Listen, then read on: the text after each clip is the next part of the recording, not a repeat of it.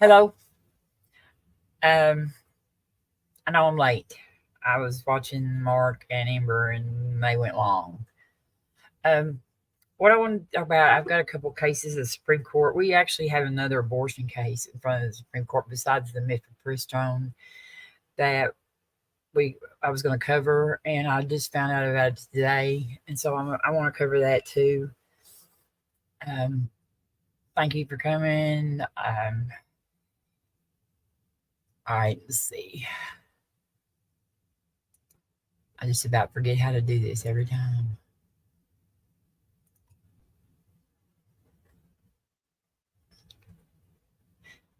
Hello, Missy Maud. Not Missy Maud. I gotta sit here and try to remember how to do this.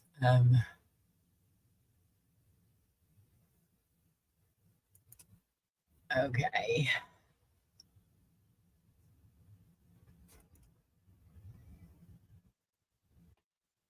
Okay, this first one is going to be the mifepristone, which is one of the two medicines that is given for medication abortions.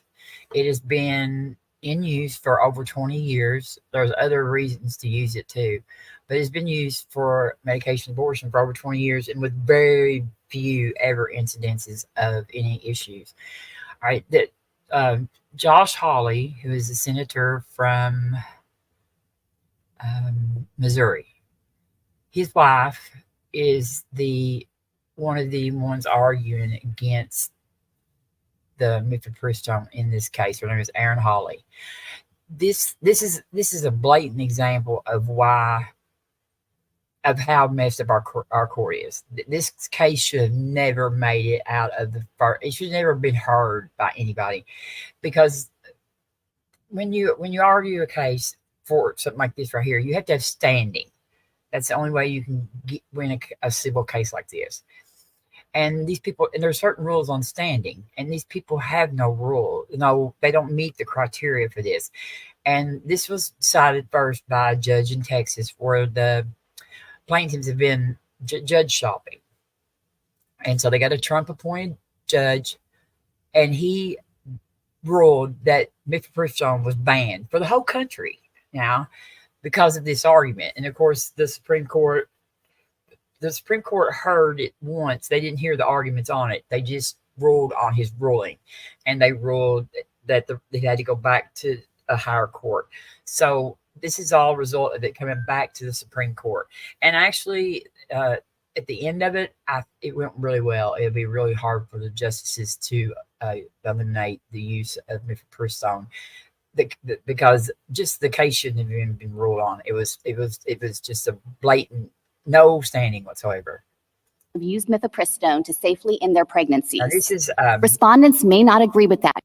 This is the Surgeon General of the United States, and she is really good. Choice, but that doesn't give them Article 3 standing or a legal basis to upend the regulatory scheme. At the outset, respondents lack standing.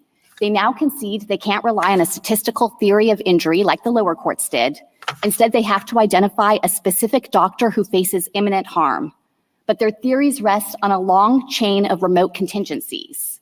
Only an exceptionally small number of women suffer the kind of serious complications that could trigger any need for emergency treatment. It's speculative that any of those women would seek care from the two specific doctors who asserted conscience injuries. And even if that happened, federal conscience protections would guard against the injury the doctors face. And there's no basis to conclude that any of that would be traceable to the incremental changes that FDA made in 2016 and 2021, as opposed to the availability of mifepristone in general. Respondents' theories are too attenuated as a matter of law. The court should say so and put an end to this case. If the court reaches the merits, FDA's actions were lawful. The agency relied on dozens of studies involving tens of thousands of women. The ones that brought these cases, there's 7 doctors, supposedly. 2 of them are actually doctors. Like the rest of them are dentists and things like that. Nobody that's ever going to be forced. And what they're claiming is that if women are allowed to use mifepristone for medication abortions, that a woman who took mifepristone could have come to the emergency room or somewhere, and they would have to give her care, and that would breach their their conscience. You know, they're pro-life, I guess, and that would be a breach of their, you know, that would harm their ability to stand by their conscience beliefs. So nobody in the United States should be able to use this, because these 7 people, who are not even all doctors, say that they might have to care for somebody who took the abortion pill. Respondents don't identify any evidence that the agency overlooked. They just disagree with the agency's analysis of the data before it, but that doesn't provide a license to authorize judicial second-guessing of the agency's expert judgments. Finally, on remedy. The relief entered below would severely disrupt the federal system for developing and approving drugs, harming the agency and the pharmaceutical industry. It would also inflict grave. And not only did they brought it against the United States, but they said the FDA actually was wrong in allowing this, you know, passing this drug. And it has been safe, really safe. And, you know, if we start letting just people just randomly come in and take lawsuits out to stop the medication, you know, I mean, it just makes no sense at all. It's just, it's such a weak case that it just shows how corrupt our court is that they're even hearing it. It really does. I got really mad. Harm on women across the nation.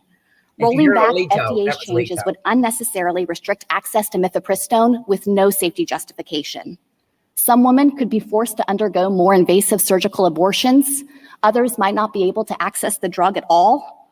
And all of this would happen at the request of plaintiffs who have no certain injury of their own. The court should reject that profoundly inequitable result. I welcome the court's questions. General, if we agree with you on standing, could you give a... Okay, this first speaker, that is Clarence Thomas. He doesn't say too much. He asked this question here. And the reason why he's asking this is because, like, to set up standing, there has to be theoretically somebody who can be harmed. I don't know if that makes sense, or it doesn't fall under Article 3. There's a different statute that they have to use to fight it. If there's like Roe was decided because there was a woman who wanted to have abortion, and the state would not allow her to have the abortion, and she took it to the Supreme Court. And of course, she had had the baby by the time the Supreme Court ruled on Roe. She had already delivered the child and did not raise it. She gave it up for adoption. But you know, that she was the woman that they used to bring the case to the court, was that woman. An example of who would have standing to challenge these FDA actions. As a general matter, we've seen lawsuits in the past that are brought by, for example, prescribing physicians or patients who want greater access to a drug. Sometimes we've seen theories of competitor standing, where a competing drug manufacturer might sue and claim that FDA's approval of a drug creates a competitive harm or injury in that sense. You know, Justice Thomas, I think that if the question is whether there would be individuals who generally oppose abortion who would have standing and want to challenge FDA's actions, the answer to that is no. But the reason is because those people aren't regulated in I'm like, I didn't mean to speed it up that much. I can't get it to come up here. Okay, wait a minute. All right, there we go. Relevant way under FDA's decisions here. You take these respondent doctors. They don't prescribe mifepristone. They don't take mifepristone, obviously. FDA is not requiring them to do or refrain from doing anything. They aren't required to treat women who take mifepristone. FDA is not directing the women who take the drug to go seek out care from these specific doctors. And so they stand at a far distance from the upstream regulatory action they're challenging. And the court has said in many cases that in a situation like that, when you are not the direct object of the agency's regulation, it can be substantially more difficult to establish standing. But isn't that sort of a criticism of some of our associational standing cases and organizational standing cases? All right. Prestone and here you go. Here's the one I wanted to hear. Prestone and the doctors, the only one there on duty who can attend to this woman's problem, and as a result, in order to save her life, the doctor has to abort a viable fetus. Now, would that doctor then have standing to seek injunctive relief, or would you say that's too speculative? This was like being struck by lightning, and there's no, it's not sufficiently likely that this is going to happen to this doctor again. We would agree that that would represent past harm. So we're not disputing that that kind of conscience violation, providing care in violation of one's conscience, would be cognizable. But yes, we think that that situation has never come to pass. Respondents haven't identified any incident in more than 20 years that mifepristone has been available on the market that resembles that kind of hypothetical situation. And so, yes, our view would be it's unduly speculative. And you have to think about all of the events that would have to transpire to get to that moment in time. I understand the argument. Now, how about a woman who suffers adverse consequences from having taken mifepristone? Would she be able to sue for damages? Or you would say that's barred by sovereign immunity? I expect that we would have sovereign immunity arguments in that kind of case. I recognize that with respect to traceability, that's a harder argument for us. Okay. Is there anybody who can sue and get a judicial ruling on whether what FDA did was lawful? And maybe what they did was perfectly lawful. But shouldn't somebody be able to challenge that in court? Who, in your view, who would have standing to bring that suit? I think that with respect to these regulatory changes, it's hard to identify anyone who would have standing to sue, but the court has said time and again that the fact that no one would have standing doesn't provide a basis to depart from Article 3 principles. It said that in Raines, in Richardson, in Valley Ford, and in Clapper. And so I think it's clear that even if there is no alternative person here who could sue, that doesn't mean that the court should dispense with the indispensable requirements of Article 3. Okay, I understand that. And Article 3 is important. So your argument is that it doesn't matter if FDA flagrantly violated the law, didn't do what it should have done, endangered the health of women. It's just too bad nobody can sue in court. Certainly, we think that there's no remedy. The American people have no remedy for that. Well, I think that it would be wrong to suggest that if he says that, first of all, he insinuates that the FDA flagrantly violated the law by allowing mifepristone to be sold, which is not true. And then he says the American people have no recourse. The American people are not on his side. I mean, the support of abortion, there's different supports, like on, how they want the, when the weeks should be and for what exceptions. But generally, support of abortion is over 65% in the United States right now, for some form of abortion, some legalized abortion in different cases. And so the American people are not with him. We don't need him to be doing stuff for us.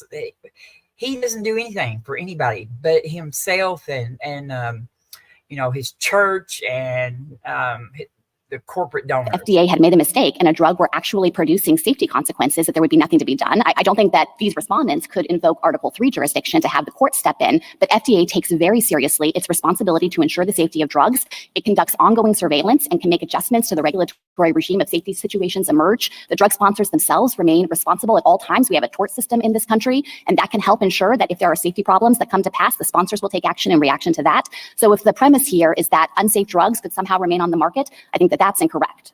And so your argument here is, and as I said, I have great respect for Article 3. We all do. We have to comply with it. But your argument here is that even if the FDA acted unlawfully, nobody can challenge that in court. And that's basically the argument you made last week, right? In the Murphy case, we shouldn't get to the question whether the White House and others violated the right to freedom of speech. We should just say, well, these plaintiffs can't bring suit, right? We are looking at the specific respondents in this case and their theories of standing. We don't think they come within 100 miles of the kind of circumstances this court has previously identified of non-speculative harm that can create the kind of cognizable injury for forward-looking relief. I am assuming that if there were if this had been unsafe in a grossly visible way, 40% more increased hospitalizations, that some doctor who was prescribing it would have challenged the lack of it.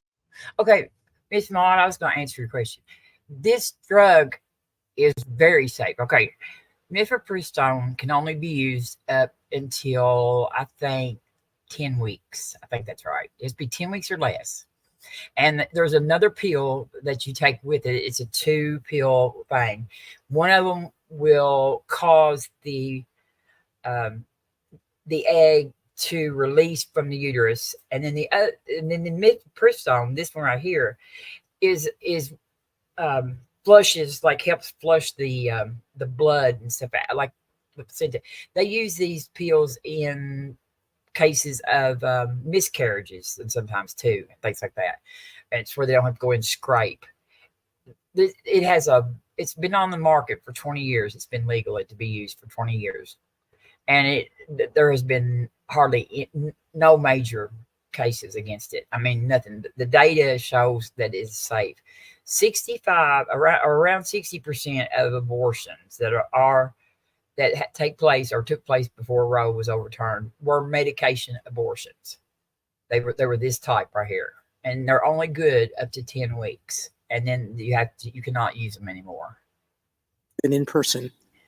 Well, no doctor is required, Justice Sotomayor, to dispense other. No, but if a doctor who wants to, just like in a doctor who wants to do abortion, we have said if there's regulations that stop them from doing it, I guess that doctor could come in and say, this is unsafe. I can't, by not having people visit me beforehand, we're not warning them, et cetera, et It's cetera. not a baby. Certainly, I think if those kinds of distinct safety concerns emerge, there would be steps taken at the agency level. There's nothing like that here. There's no contrary evidence to suggest it. It just makes the uterus turn loose of the egg, the fetus. I mean, we're still talking at up to 10 weeks. Viability is at like 22 weeks, which we have had some fetuses that were viable earlier than that, but not much. That's around our ability to medically save a fetus is around 22 weeks, give or take. Okay. And that's where Roe versus Wade cut off. An elective abortion was at that period right there. This is half of that. Okay.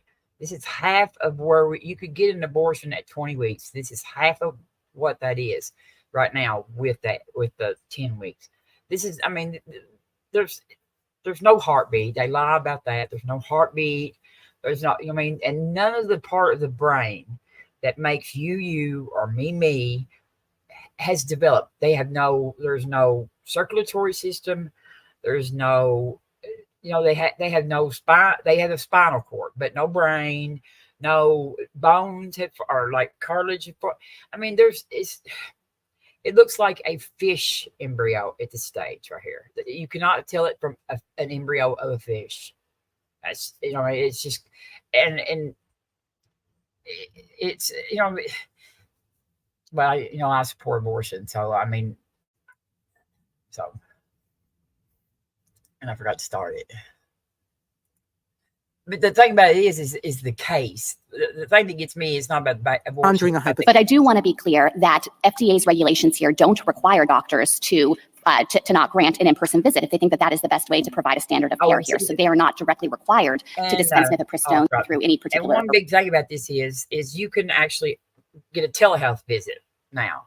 And see, this is how, like, women in Kentucky who need an abortion, okay, they can't. We don't have an abortion clinic open, but they can get a telehealth doctor who is in a state where abortion is legal. And right now, as it stands, they can actually have the medication abort after they do a telehealth with that doctor. That doctor can send them the medication abortion medicine in the mail, and the states these people, they don't like that. They don't want that, and they're trying to figure out how to stop it. Which they come up with there's a Stockholm Act that where you're not supposed to mail certain things. That'll be the next case they bring up in this arrangement. Counsel, can I ask you a question about the conscience injury?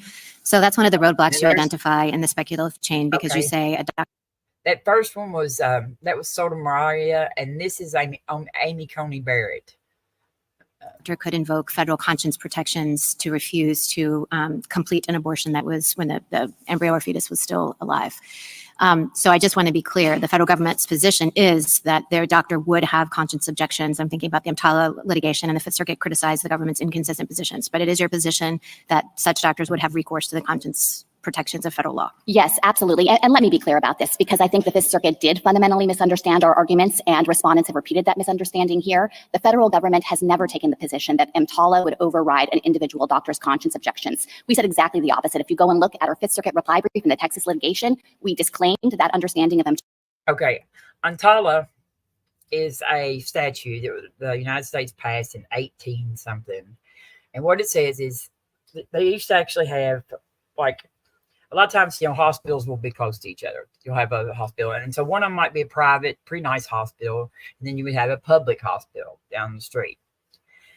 If a person who was poor, who didn't have money, came into the private hospital, they wouldn't take care of them, even if they were having a medical emergency. They would put them on a stretcher and like roll them out, not even take them all the way to the other hospital, but like roll them out in the street towards that hospital.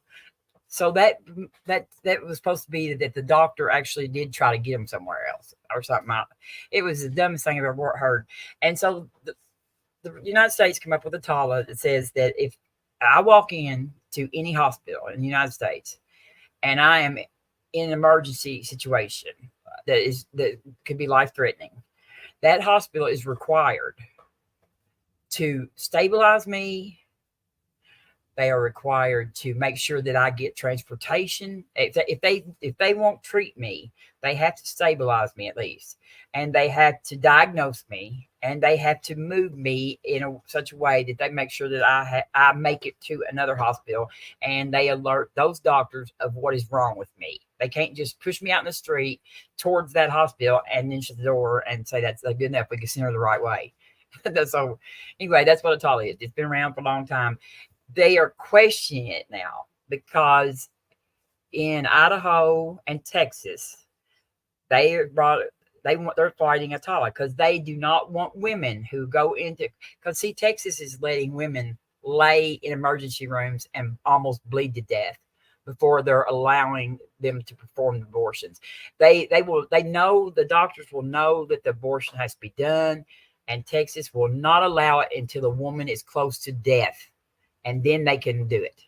Okay. This isn't just, this causes harm to your organs. And there's already several women that wanted babies that had to have abortions because of the pregnancy was all messed up. And they did this to them. And now they can't have any more babies because of it. And they were people that want babies. And Texas, they let them bleed out until now that they don't think they'll ever be able to get pregnant again. Now, and they want to take that all away. They don't want that to count. So they do not want places to be able to be forced to give emergency treatment to women who need abortions, who have ectopic pregnancies, who are bleeding and sepsis. I mean, these people hate women. TALA and made clear that we understand the conscience protections to continue to apply and shield a doctor who doesn't want to provide care in violation of those protections. Would that be true in a healthcare desert as well? Yes. So we don't think that TALA would override conscience protections for the individual doctor. It, of course, imposes obligations on hospitals. And hospitals have all kinds of plans in place to address these types of contingencies. They have staffing plans. I understand as a matter of best practices, they often ask for doctors to articulate their conscience objections in advance so they can take account of that in staffing. They have cross-staffing agreements with other hospitals. And in the government's experience enforcing TALA, this is okay. I'm not mad at you, Miss Maud. I'm not mad. Yes, they do hate women. Yes, they don't hate women, and these are not babies, and they don't care about babies because they do not care about babies. They will not feed them after they're born. They will not provide the mothers with health care. No, they're not thinking about it at all. But this is control. But I want to know what type to me what the system, the wonderful system we have. I don't really understand that comment. I mean, I'm not mad at you. I wanted to talk to you about this, but because a lot of women don't know all this. I mean, once you start seeing all the things they do, you will understand that they do not love babies. But this is control. This is just, it's disgusting is what it is. What they're doing to women. And they're killing, their women are dying because of this. No, what are you talking about? What kind of system does everybody strives for? Did you know that we're the only modern country in the world that does not have single payer health care? We're the only ones. We're the only modern country that is forced to buy a private justice system.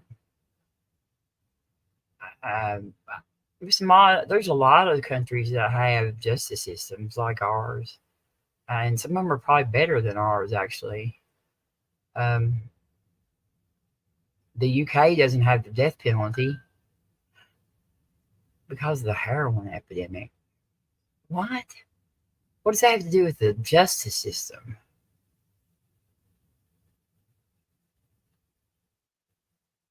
I don't understand. I don't understand what that has to do with the justice system. I mean, like they have like UK doesn't have the death penalty.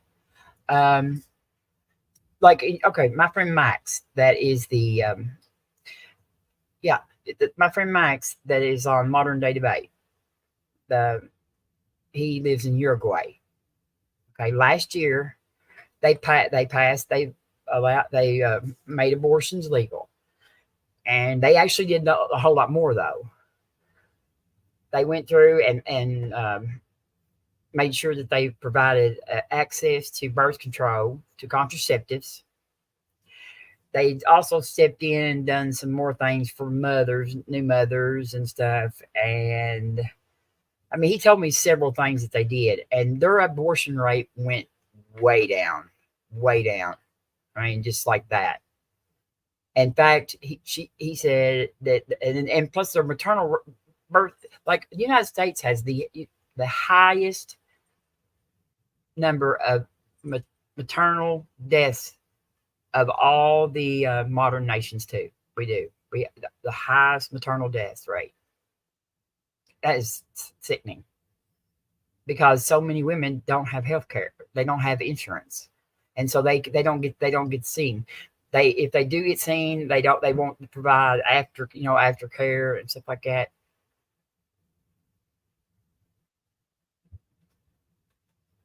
What if you do it? It's still pretty. Well, I mean that, Miss Ma. I mean, some of these people are some of these kids are not. I mean, they're teenagers. They're making bad choices already, but we don't have to make it worse. Ohio tried to make a 10-year-old. She was sexually assaulted. Of course, that would be raped at 10, no matter who it is, by somebody. No, you don't have to shut up. No, you don't have to. She was raped. And Ohio was going to force her to remain pregnant. They would not let her have an abortion. A 10-year-old. These people are cruel, and they don't need the right to make this decision for us. Our system is all assholes. This is not our justice system. This is our healthcare system. I don't understand what you're saying, but our system's not badass. Our justice system's not badass. We convict black people at like 3 times the rate that we convict white people for the same rule. I mean, like they used to have convictions for like powder cocaine and crack. The conviction, they're the same drug.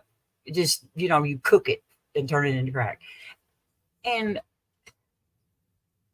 it was like twice the amount of time that they would get for having the crack over the powder cocaine, because the white people did the powder cocaine and the black people did the crack. Oh, I'm just talking about first time. If it's a first time offender, and a white person gets caught with cocaine, powder cocaine, and then a black person gets caught, the black person will get twice as much time for the crack.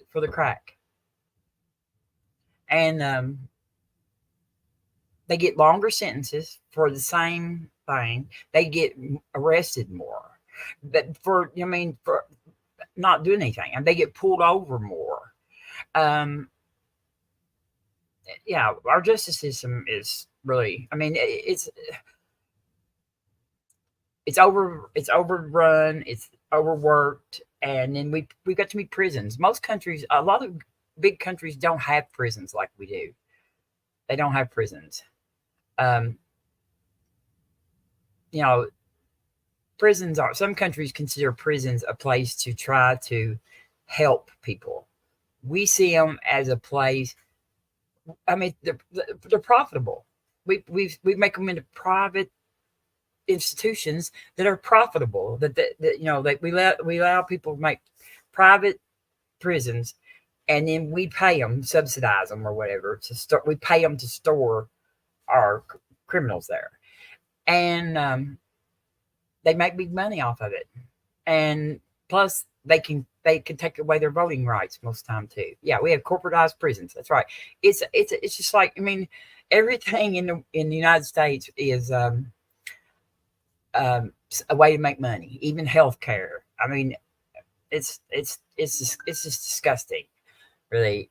I always thought that we had a good system too, and because I knew nothing about any other country, and after I learned about other countries, I just really really mad the way it is here. But the thing why I wanted y'all here was Alito. He is I hate him. Really, I do. I hate him. Almost 4 decades of experience, we are not aware of any situation where there's been that kind of direct conflict between EMTALA and conscience protection. Okay, just one last question. This is about the association standing. So its own standing in its own right. I'm talking about not its standing that is based on injury to one of its members. So the okay, that question, the safety determinations regarding the drug. actually that's Amy being Coney sought, Barrett was pretty and cool. that might or should matter for That's- standing purposes. I That's don't know that our doctrines sort of capture this, but she is good. And just to ask you, I'm sure that you've read the declarations carefully, and I'm sure Ms. Hawley will have things to say about this too. But as you read those declarations, what is the conscience objection? What are the doctors objecting to exactly? I think the declarations are specific on this point. There are only 7 doctors who regularly practice and submitted evidence, and the declarations are relatively short. This is at JA 150 to 200. I encourage reading them because there are only 2 doctors out of the 7 who even provide any information about their specific conscience objections. Those 2 are who? Those are Dr. Scott and Dr. Francis. The relevant language for The other 5 don't refer to conscience objections. They don't refer to their own conscience objections or provide any specific detail about exactly what care would violate their conscience. Because they're not doctors. They're not physicians. They're not anybody who would be in an emergency room or anywhere else in a position to have to give an abortion to anybody. One of them is a dentist, and I can't remember what the other ones were, but they were not healthcare providers for emergency rooms. Dr. Francis is at JA 155. Dr. Scott is at JA 167. Both describe the injury in the same terms. They object to ending the life of a human being in the womb and fear that they might have to complete an abortion for a woman who has an ongoing pregnancy. So as you understand those declarations, they do not object to providing whatever care is necessary to a person who may have complications from taking mifepristone. In other words, for example, suppose... And here's the best part about this deal is the United States has a conscience protection. Okay, it's a federal law. Statute. It covers everybody in the United States. You cannot be forced to do something that violates your conscience. So there is already a statute in federal courts that prevents them from being able to force you to provide an abortion if you're a doctor. And hospitals will make up like a different schedule. There's plans implemented to make sure that if you're on duty and something like this happens, that there is someone backed up to take care of that. Somebody has bled significantly, needs a transfusion, or any of a number of other things that might happen. As you understand the declarations, there's not an objection to that. I think that the fairest reading of the declarations is they are not objecting to that. Now, I acknowledge that respondents in their red brief have suggested there's a broader conscience injury in play here and that there might be other doctors who have a broader concern about providing any care. Even if that broader conscience injury had been in this declaration, we think still as a matter of law, they could not demonstrate that they have a non-speculative injury, in part because of all of the upstream things that would have to happen in terms of a woman having the serious event, going to these specific doctors, but also the fact that federal conscience protections are specifically designed to deal with this issue, and they would cover the range of conscience objections that exist in this context. Right. There are obviously conscience objections of all kinds. I was just asking about the particular declarations of these particular. That's so attenuated, and because they claim they would need so much relief all over the country. let me ask you another question. In addition to the challenges that we have here, the respondents below challenged the FDA's initial decision to approve mifepristone in the year 2000. Of course, that occurred a very long time ago. The Fifth Circuit found that challenge wasn't timely because of the statute of limitations. As you're aware, in the context of another case we heard this term, the court is currently considering the statute of limitations issue. So setting aside standing, have you thought about how a ruling from this court on the statute of limitations in either direction might impact what happens in these kinds of cases with these kinds of challenges? Yes, I think that it just reflects the stakes of the corner post case and provides a vivid example of the way that it might be possible if this court were to approve the.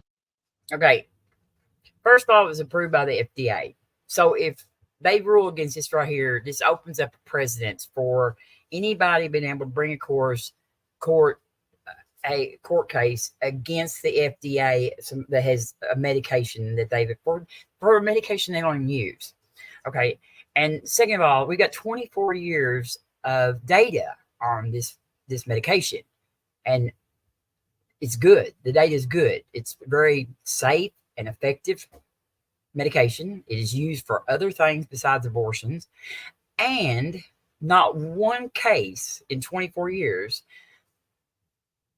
has amounted to what these people are trying to claim is what they think it should be banned for everybody in the United States, because this might happen to these 7 doctors, although it hasn't happened in 24 years to any doctors at all. A request for a broader theory of the statute of limitations in that case, the way it could open the door to plaintiffs coming in and saying, well, I only became a doctor later, or I only started working in an emergency room later, and would try to unsettle longstanding agency actions that maybe occurred decades previously. I do want to say that I understand the corner post petitioner to have suggested maybe there would be equitable defenses that the government could raise in those kinds of cases. We would certainly want to raise that type of defense with respect to the approval of mifepristone, which I wanted Alito. I just wanted somebody to hear Alito so bad. Will end up in the emergency room. And 3, the FDA acknowledges that women are even more likely to need surgical intervention and other medical care without an in-person visit. Okay. Anyway, the case, I listened to the whole case that day, the oral argument. It was terrible. They did not have the standing. They should never have made it past. They should have never had a case at all, really, actually. The Texas judge shouldn't even have heard the case, but it certainly should never make it to the Supreme Court. I mean, we have such important stuff that we could be doing, as far as like they need to be getting on to the immunity case of Trump and get all that stuff done so we can have his trial over the January 6th thing and the stolen documents and stuff, because we need to put his ass in prison before the election. And also then they've been, but they're fooling around with this stupid stuff because these conservative Nazis have decided that they want to just do whatever kind of flimsy shit and go through the courts and try to ban abortions for even the women in blue states. It's just, if it's a state, we're returning it to the states. That's all I heard all the time. And first thing they did was start talking about, Nazis. Nazis control reproduction. And Miss Ma, here's the thing: if a country has the right to ban you, keep you from having an abortion, they have a right to give you an abortion too. Once you give up, once your bodily autonomy is gone, you don't have it. I mean, whoever in the future is the leaders will decide what happens to our bodies. And I just don't like that thought. You know what I mean? Because what if we don't know who's going to be who's going to be running the country in 20 years, but they're going to have control of every woman's body in the whole United States. I mean, you can't promise that they're going to stay be any certain way. And, it's just, doctors should be deciding healthcare, not physicians. I mean, these people, I've heard some of the West Virginia one, some of them I don't even think they know how people get pregnant.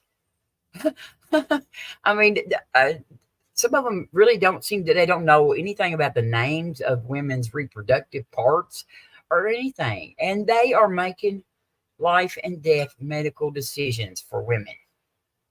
It's wrong.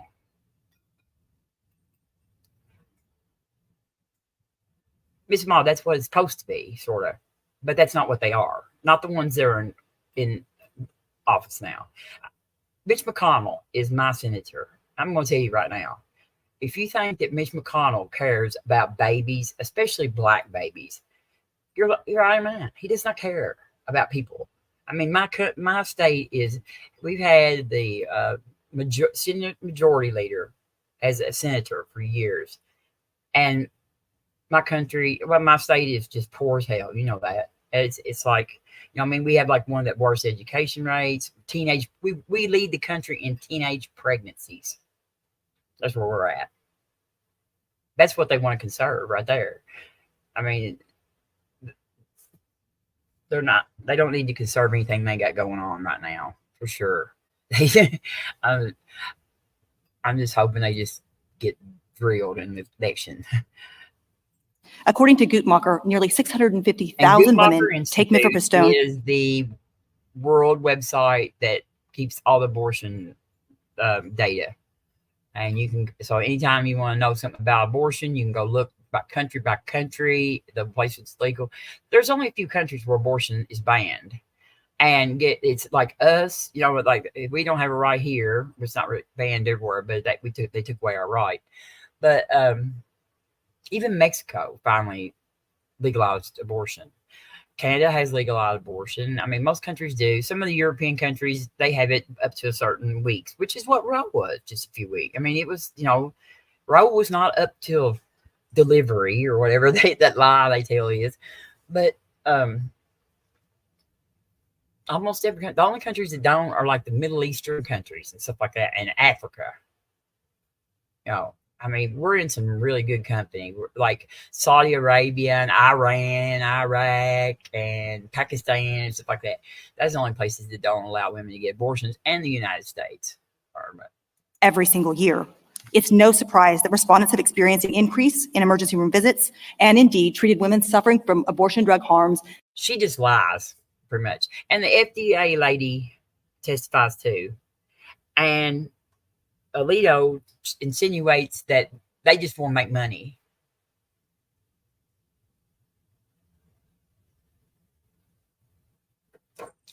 Well, Miss Ma, this kills women. They want to control women. They want to control women. That's what the point of this is. It's control. It's control. It's not a crime if they don't do anything to you. There's 6 conservative justices on the Supreme Court. Okay, 3 of them Trump appointed. 3 of them are those 3 plus Alito and Clarence Thomas are all working for the Federalist Society. They're not a court. They're corrupt. Amy Coney Barrett is better than I thought. I don't think she's corrupt. Alito is corrupt. Thomas is corrupt. We have evidence. We've caught them taking millions and millions of dollars. Alito goes and tells cases on cases, and talk like ahead of time before the opinion comes out. He'll leak the opinions, but they've taken money.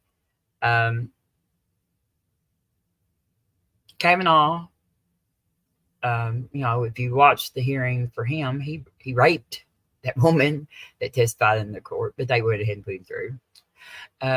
Gorsuch, I think, is squeaky clean. He's far right, but he's squeaky clean. But he's still working for the corporations. But Amy Coney Barrett actually is.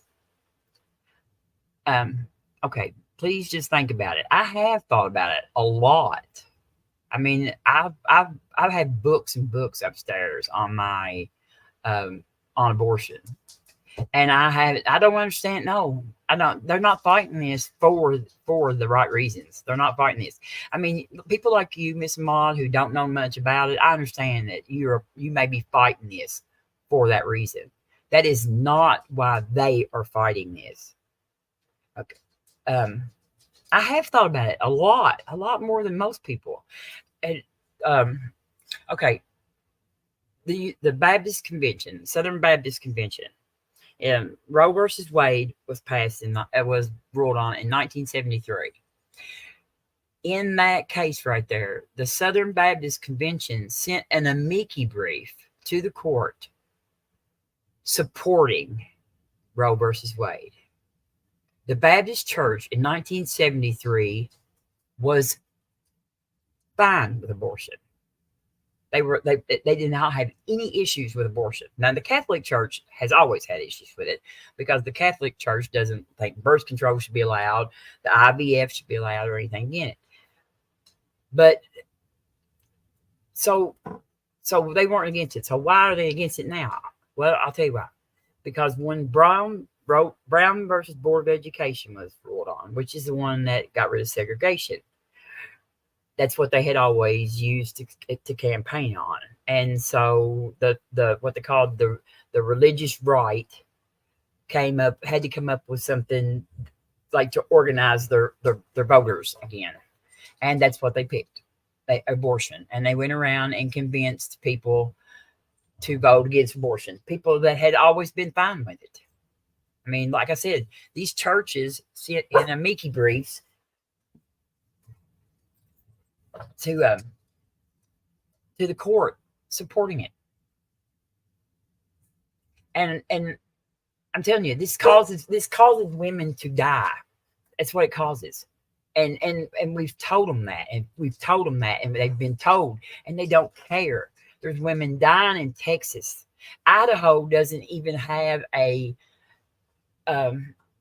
delivery, like a maternity ward in a hospital in a whole state, because every doctor, every OBGYN that was there left because they are scared to death that a woman will come in and need an abortion because of her health, and they won't be able to perform it, and she'll die, and they'll have to be responsible for that on their conscience. And so they just left the state and left. Women are being forced to give birth in emergency rooms on Guernsey, like bunches of them in there, because there's no OBGYN there. Just regular emergency room doctors are having to deliver babies. That's not what they do for a living. They're just emergency room doctors, and they don't even have a ward to put them in. And I understand that not all these people are evil. But when you do not consider the consequences of your actions one step past anything, this is what happens. This is what happens. And this is why I'm so against conservatives, because everything they do is like this. Everything they do, everything that they think they're doing, they're doing not. They're doing the opposite. They're causing abortions went up last year. The year after Roe versus Wade, the abortions went up. They banned abortion across half the country, and abortions went up. Women are dying. The maternity rate's going to go up. And how it's a very least. How is it pro-life to force a woman to give birth to a child that she does not want? What kind of mother is she going to be?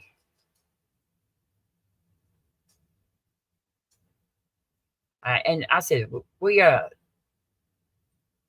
not babies, though. They're not babies. They are fetuses. They don't have a brain. They don't have organs. They don't have, how is that comparable to a grown woman? And then another thing is that some of these women who come with these abortions, most of the women who seek abortions have already had one child. Okay. So a lot of them have two or more children. Okay. So if they get pregnant again, they can't afford it. They're already got two children. We don't have, now kind of daycare stuff to take care of kids or whatever. And so they can't work because because they have to have somebody take care of two kids already. And they turn around and they won't let them have the abortion. The woman cannot afford the child. She knows that. She knows. Every woman knows their circumstances of why they need an abortion, or the doctors know. And and the doctors are scared to do it now. Women are dying because Texas is horrible. Texas has already had more medical issues. Idaho is too. And instead of learning anything from it, they're turning around and going to the more extreme version. That's because they don't listen. They don't listen. Okay, sex is free though. You do realize that we're talking about some of these are children and we need to charge. Oh gosh, yeah. I mean, but they're not looking ahead in time for the women. Here's Miss Ma. I mean, you're thinking of this like just looking at it in this little narrow lens, okay? But this is a big picture issue, and what this amounts to is, if you take out just all the individuals, what this amounts to is that this puts women and children in poverty. It increases the poverty rate in women and children when abortion access is denied. It because it forces women to keep children that they can't afford and everything, and those children are raised in poverty, which means that they also eventually crime rates will go up because of this too. They fail after Roe was ruled on, so they will rise because of this. We are taking, some of these women, like maybe they're trying to go through college, they get pregnant. Okay, that could end their college. That could end. You mean this is taking away the rest of their life? Yes. Okay. There you go. That's what I like that position right there. I do. I like that position right there. I mean, I don't believe in God, but you do, and that's good, and that's fine, and you should allow it because God gives a choice. That's right. And if the thing about it is if God's real and He does not like abortions, although He killed a lot of babies in the Bible, just saying, then that the women who get abortions will be the ones that will have to do it, or He could stop it Himself. But He don't. But that's not that's what's cool about America. But they're not letting us choose. Kentucky don't let us choose. I mean, and like down there where you're at, y'all get it. It's going to be on the election. It's going to be on the ballot in November. Not in Kentucky though. We already defeated one thing, and they will not. I mean, well, if God won't stop this, why are the God believers stopping this all over? I just don't. I mean, I just don't feel like that anybody in this world is born with the mandate over somebody else's body. I mean, there is nobody who has the authority to tell a woman that she has to stay pregnant. There is nobody that has that right. Nobody is born with any kind of authority over anybody else's body. We all come into this earth naked and equal. And then, the rest of that stuff is just what they think. Nobody's, and if people don't want to have abortions, they don't have to have abortions. We don't force people to have abortions. And so they can go ahead and have abortions, but they shouldn't have any right to tell anybody else that they can't have one. I mean, it just, I don't know. It's horrible. And it's dangerous, and women are suffering. And that's why they're doing it. That's their very reason for it, is to make women suffer. That is what their goal is, to oppress women. They do not like the fact that the sexual revolution come along. They don't like women having power. They don't like women having jobs, making money. They don't like, I mean, I don't know if you've never noticed how misogynistic and sexist most of them are. And that's, so they don't want women to be in power. They want women to be subservient. They want women to, to be reliant on men. I like women having power. Some of them. I mean, see, I feel like that women, like right there, that women that see that way, it's because you were raised in a culture of misogyny. I mean, it affects the men and the women. And that our whole culture's like that, and it's a shame. But I probably am a little bit sexist towards women doing certain things too, actually, and I know, and it's because of the conditioning, the culture I grew up in. It don't work. The old ways don't work. I mean, they don't work. Not for everybody. No, they were horrible. I mean, until 1986, you could actually rape your wife and she could not bring charges against you. Did you know that?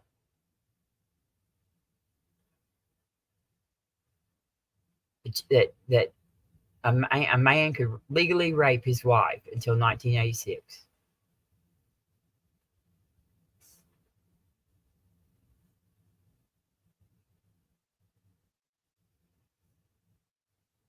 Okay, I understand that, but our culture is very misogynistic just in general. But did you know that a man could legally rape his wife until 1986? I'm saying that if she said no, I don't want to have sex, he could make her have sex. He could force her to have sex, and she could not call the cops because it was legal to rape your wife.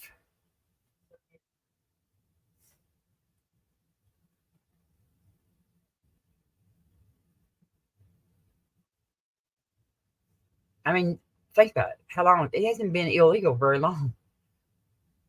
You know what I mean? I mean, it's just, it's disgusting. I mean, well, it's not anymore, but yeah, I know. But if you look back on who voted on it, you will find that every issue that has came in front of the court in the last 50 years that involved women, conservatives have voted against the women. The credit card things, the birth control. You know, the only reason why we got to get birth control was because of the Supreme Court ruled all of that fell under the right to privacy. Interracial marriage, gay marriage, birth control, all that stuff falls under the right to privacy, according to the old Supreme Court. And of course, they overturned the right to privacy for an abortion, you know, when they overturned Roe with Dobbs. Okay, but here's the thing: if one woman is injured, like these women right here who can't have babies anymore because they were allowed to almost die, and it probably just, you know, it probably did a whole lot of damage to their organs. Okay, and then they also may never be able to get pregnant again. They're going to be bringing suits. They've got standing now. Like that woman there that I was talking about, she has standing to bring a case against the court. The perfect case, actually. I mean, she has standing. She was injured because of this, and she should be able to bring a case if they, you know, they'll find the perfect case, something like that right there. And you know, I mean, because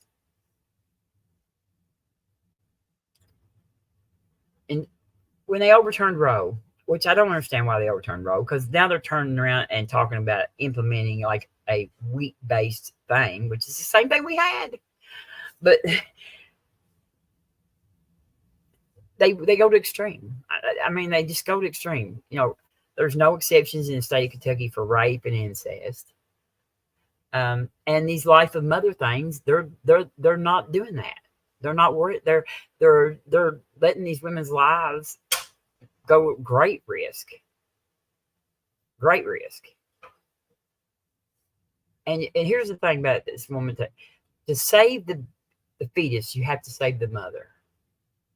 If you don't save the mother, there is no fetus. And so when you choose the fetus over the life of the mother, you're guaranteed they're both going to die. I mean, that's what, if you want to save the fetus, you have to save the mother first. And some of these women have other children already. So you're not only taking away the fetus's mother, but their mother.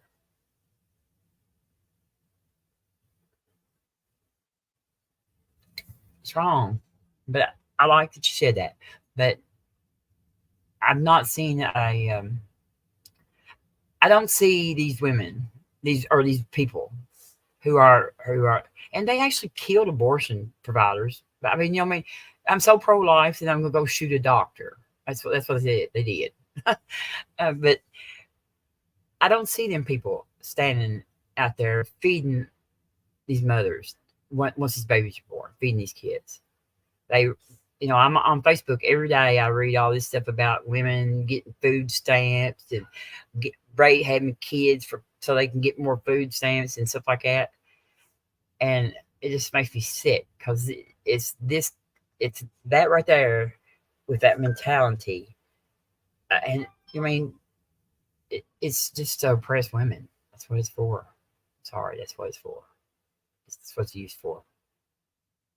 Clarence Thomas don't care about babies. Alito don't care about babies. Amy Coney Barrett cares about babies. I will say that. She has like 7 or 8 kids.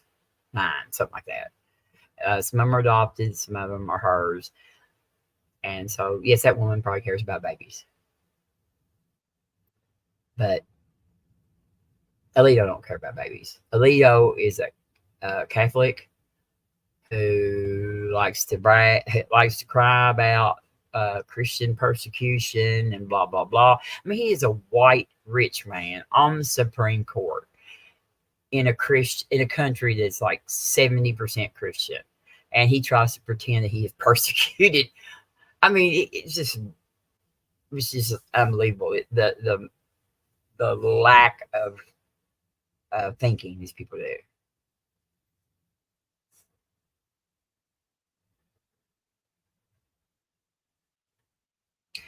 Well, I don't know how many people's listening, but I'm gonna do the other one because I got started so late. But I will do the other case tomorrow. And Miss Maud, is he streaming? Is P-Town streaming?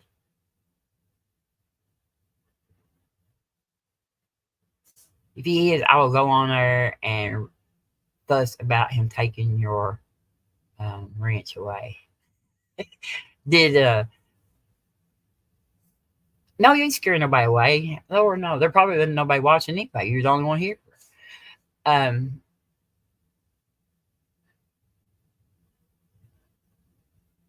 Why did he? Did y'all get into it, or did he just come in there and about it?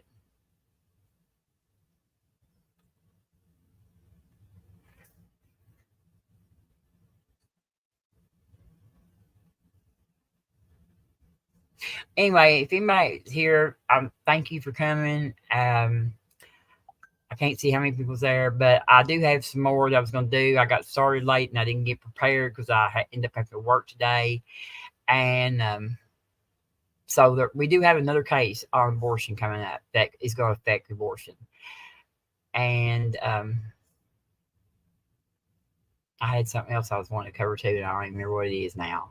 I just Mark and Amber lasted a lot longer than I thought they were going to, so which I love. So, but I've got to record some more of the speeches, and I had another topic, and I can't even remember what it is right now.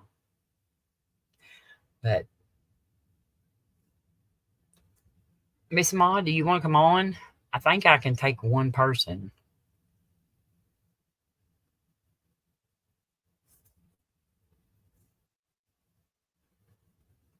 It's been fun. I mean, do you want to come on? Or you don't have to talk about abortion. I'd probably talk about it up tonight.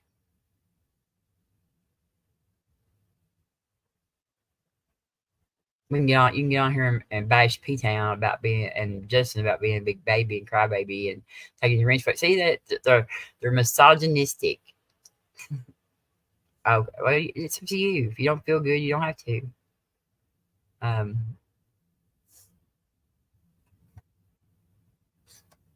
I'll go over there and get on his channel and raise Cain about him taking your ridgeway.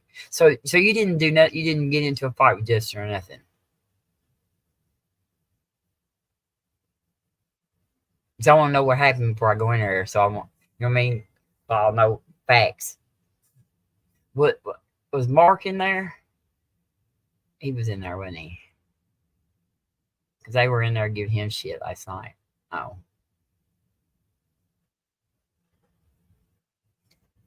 So he just didn't like you having a ranch.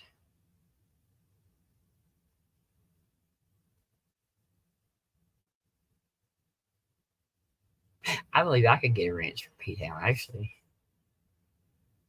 And I'm like, I don't know, he'd hate atheists. He'd probably get shit over and give it the atheist ranch.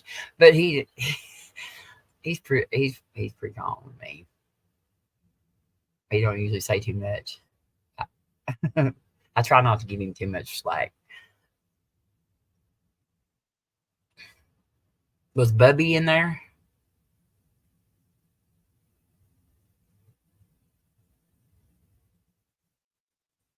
Oh no, they don't believe the same thing. No. P-Town don't really agree with Mark's beliefs at all about like preterism and Calvinism and shit like that. He don't believe in that. P-Town don't. And he seemed awful aggressive towards Mark last night. I thought.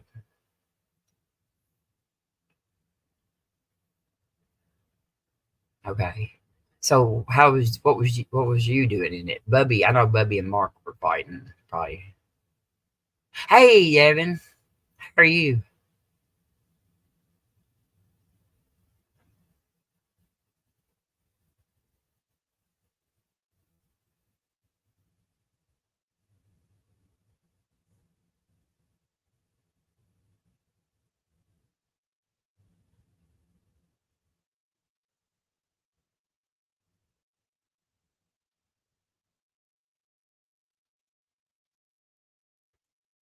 Thank you for coming by.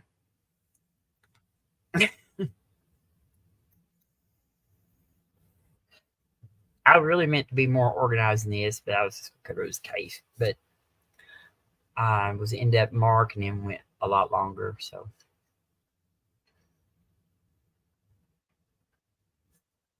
why not? Oh, Missing Maud, not Missing Maud. I understand now.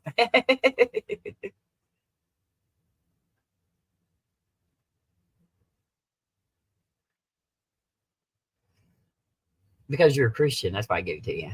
Because you're a Maud. That's what your name, Maud, Missing Maud. You're supposed to be a Maud. But I mean, had you banned anybody or anything? I mean, I don't understand it.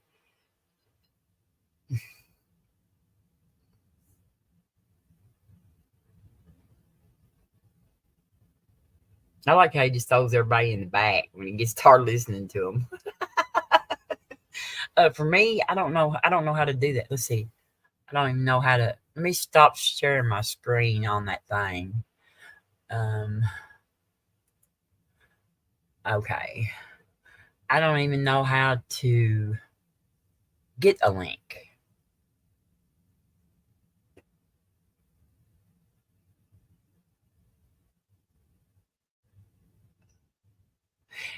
Miss Maud is cool.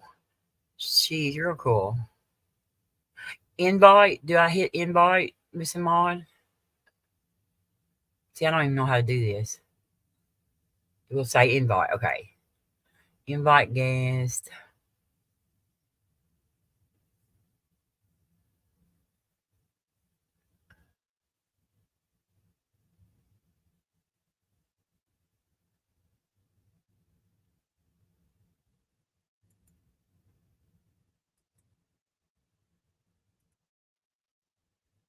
Okay.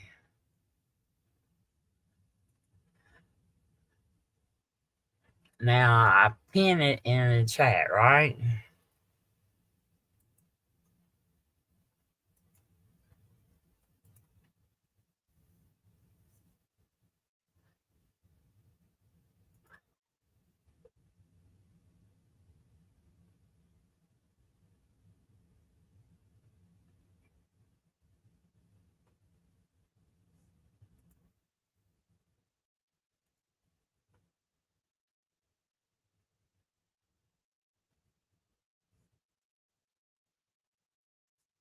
Okay, Miss Maud's gonna come on. This is the first time I've ever had anybody on, so this would be practice for me.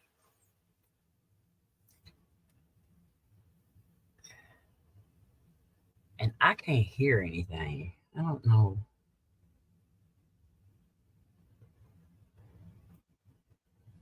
I'm really not sure what's.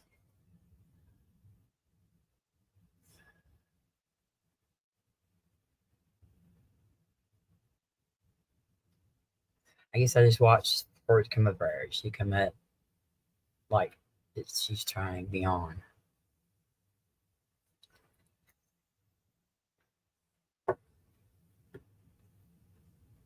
Okay, now what add you to stage, right? Yep. Hey, cool. Hello. Hi. Hey, How are you? I'm better than I was last night. That's for sure. Oh, yeah, I forgot about that. Well, I'm glad you're okay. And lucky me, I'm the first guest. Yes, I thought I could just have 2, but it said I could have up to 6. So, Yeah. Devin, if you wanted to come on, you can. Or I don't know who else is out there, but It says there's 4 watching now. yeah, I see that now. I just now figured out where that was. Oh. Big Baby Mama's probably out there jumping back and forth from one channel to Yeah. another. So, Big Baby Mama, you can come on, or Devin if you want to. It said I could have 6. I thought I could just have 4 or 2, but Does Father Chuck know? Oh, he's no, probably I don't guess. He's not up this late, is he? Probably not. Yeah.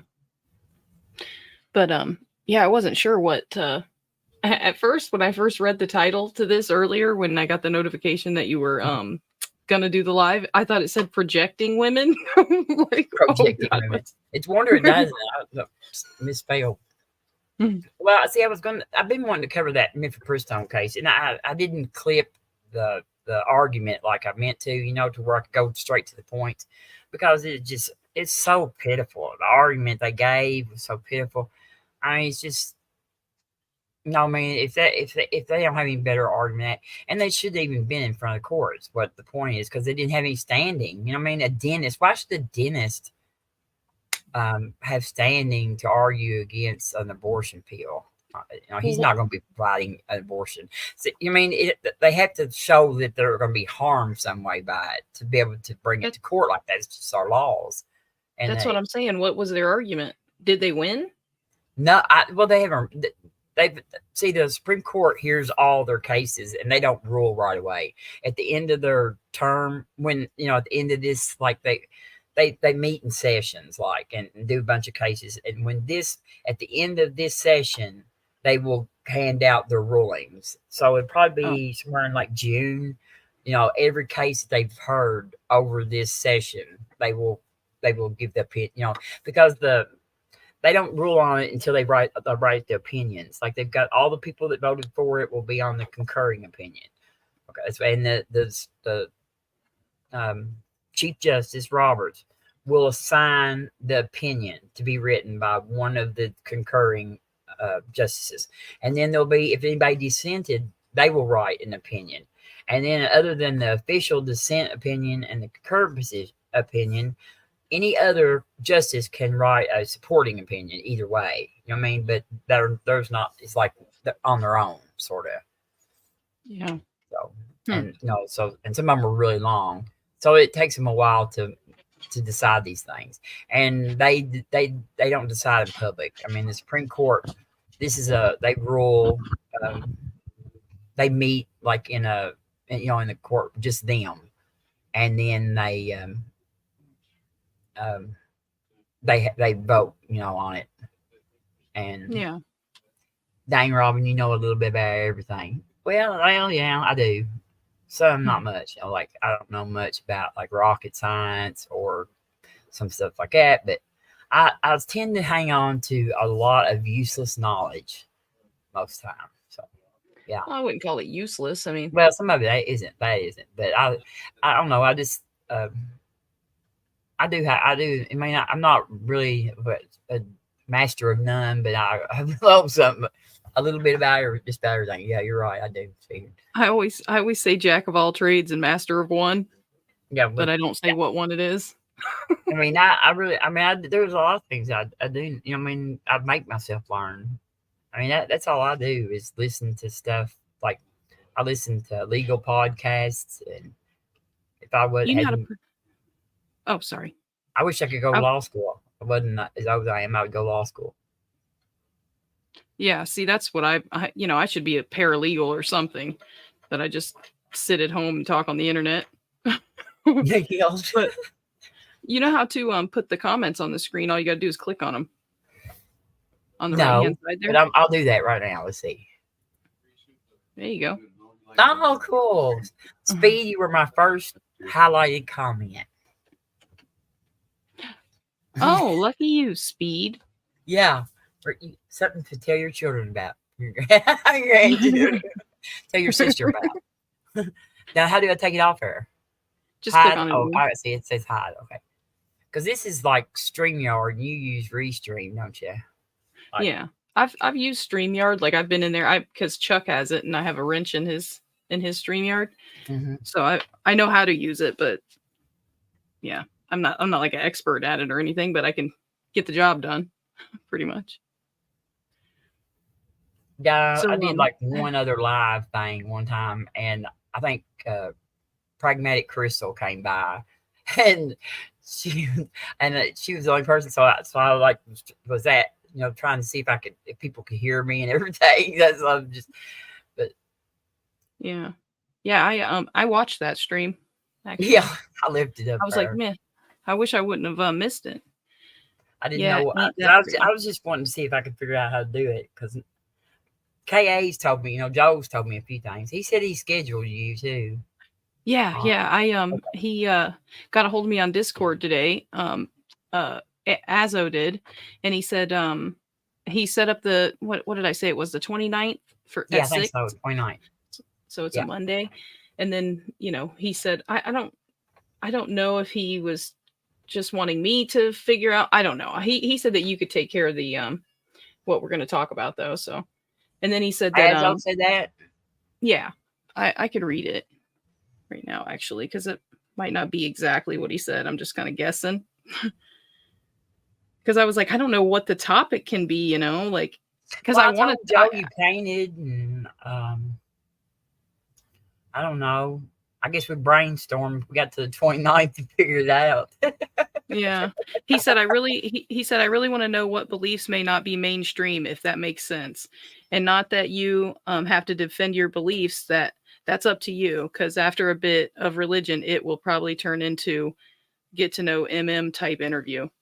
So, okay, that's what he's want. Okay, like your maybe your shape of the earth beliefs, or see, you know, he's like young. I mean, you're a young Earth creationist, and when you ask me something about that, I'm just going to say Kent Hovind. No, I'm just kidding. That's what everybody's going to think. That probably isn't your best argument to make you look good. Kent doesn't have much standing in our community on that side. Yeah, I know. I'm just kidding. That's why I said it. But that's what everybody thinks. You know, if I say something that, you know, he's not the only young Earth creationist, though. I know. That's what I'm saying. You know, it's like, why do people think, oh, they're just a Hovinite? It's like, what the hell? You know, like the truth, like if he says something that makes sense, it's not his, right? Like it's just something that I heard him say. So I think, and I'm sure he heard it from somewhere else. Yeah, he's a kind of a famous person in our little YouTube community, but he's pretty famous. I mean, compared to all of us, maybe not compared to R and Raw or something, but Kid Ham is you know, he's like starting his own school and everything up there at the Ark thing. Oh, really? Yes, he's got all kinds of money, like funding behind him. Yeah, they're opening the school. It just makes me sick. I've only seen a little bit from him, so I don't know much. But just he already has like homeschool and stuff. You know what I mean? Yeah. But I didn't care for him that much just by his personality. But I don't care. It's just him on camera. I don't like the fact that my taxes do any funding of that boat. Yeah, especially how much money he makes off of it. Yeah. Or is that going to the Lord? Yeah, right. I mean, isn't it like $60 a person or something? Did they cash app God, or how does he get his money? I have no idea. Spending on the Lord. What does the Lord need money for anyway? That's what I've always tried to figure out. He doesn't. The Lord does not. If anybody shouldn't need money, it should be the Lord. Yeah, he doesn't need money. For sure. It's the people, like even if somebody is doing the right thing or the wrong thing or whatever, they still need money to run their, like Kent needs money to run the power and the internet and everything else, And he does have a ton of people there, like we were talking about the other day. I think that what Kent's doing would be okay, except for the what he teaches. I don't agree with what he teaches because it's not. Well, it's not, just like it just doesn't. like the It's not. abortion It's thing. not. It doesn't follow the evidence. Is what I'm trying to say. It's Well, not just like the supported. abortion thing. If he believes that, and I that know, but it, but there's actual facts in science. You know what I mean? That are so you don't think irrevocable. And anything it says makes sense? no, nothing.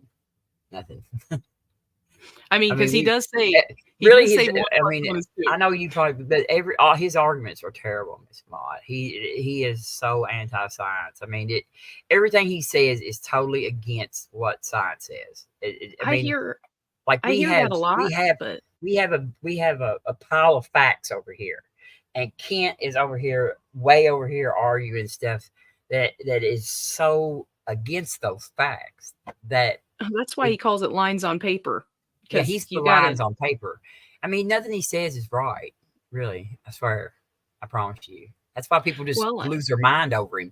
That's why, like Big Bad Mom and stuff, dislike him so much because he's just actually just up there. Just nothing he says is true. Well, I say a lot of the same things, and you guys like me. We love you, and we know you don't know no better. Oh, thank you. That is what you do for people you love too. We know where you got it from. Yeah. Well, but the thing about it is he's teaching it to a lot of people, and I mean, it's not right. I mean, that's not an opinion. We ask like Grayson. Listen to Grayson sometime. Grayson knows. You know what I mean? And Grayson can can tell it in such a way that you could understand it. Because he wins every debate. He wins every debate. I know. Yeah, but I mean, if you actually listen to the information that he's supplying in that debate, instead of looking at him, that it's like, there's certain things that we know. You know what I mean? Like the geological column. I mean, even Big Bad Mama is a geologist. The geological column exists. I mean, it is. We have so much. I mean, it exists. There's like geologists all over the world that have used it long before evolution came about because a Christian developed the geological column, and Kid says that it's not a thing. You know what I mean? It's like, yes, it is. I mean, and the ice canopy thing and the what is it called? Well, the fountains of the sea, the deep. It's just, I mean, well, isn't the fountains of the deep wouldn't that be where the tectonic plates are at or something? I don't know. I have no idea. I mean, there's some water under the Earth's crust. Some. There's pockets. A lot. It's in pockets. It's in pockets. No, there's not though. I mean, we know what's under the Earth's crust because there's we companies drill that it and drill stuff. wells all over the place. Wells, but the kind of the amount of water he's talking about is like as much water as we have on Earth in the oceans that we got now. You know what I mean? It would take that much more water. And see, there's plenty of evidence that there is no such thing as the firmament. I mean, I'm sorry, I can't talk about the firmament like it's real. It's not real. There's no cap over our planet. You know what I mean? There's an atmosphere. Well, why would firmament give you that idea? That's what firmament is. It's supposed to be like in the Bible it says that the earth was there, and the firmament is that's what the stars and the stuff are supposed to be in. Like space is not real. Well, see, Kent and some other people say that firmament means the sky. Just means the air where the birds fly. Okay. Which isn't the case. But he tried to, you're right. Kent tries to say though that there was that it was froze at one time. It was like an ice canopy or something like that. Just Well, I do think if there is a firmament, it's definitely ice, but I don't think it's a canopy around a ball, and I don't think I it don't think broke. I don't think there's any of that. I think we've got plenty of pictures of what the Earth looks like, and there's an atmosphere. I mean, our planet has an atmosphere. Yeah, that's what people think the firmament is. Well, people that Well, that's not what they were. are. Okay. Yeah. But you're right. You're right about what it is. It's not the sky. I mean, So I was just glad that you we have said an that. atmosphere, you know, and it's like at a gradient. It's thinner towards the outside. You know, the further away from the Earth you get, it's thinner.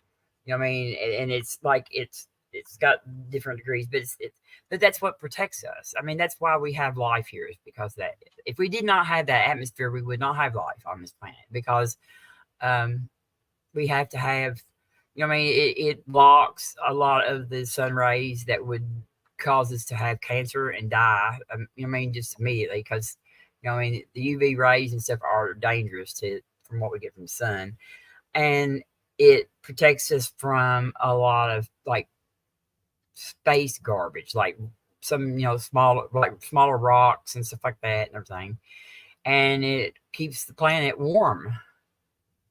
The Or, atmosphere. I mean, it helps hold the heat in, which now it's holding in too much heat, actually. But it works to keep the planet warm, where if we didn't have it, we would just be, I mean, it would be just cold like space. You know what I mean? It's cold. We'd be on the So, moon, right? yeah, it would be like that. And so the atmosphere is necessary. I mean, it's one of the, it's in the oxygen and stuff, you know, keeps it.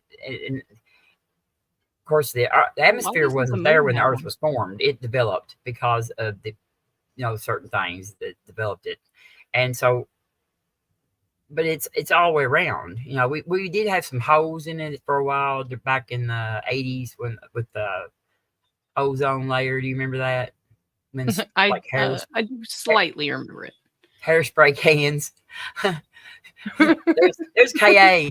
You want to come on, Joe, and explain this science stuff that I don't know nothing about?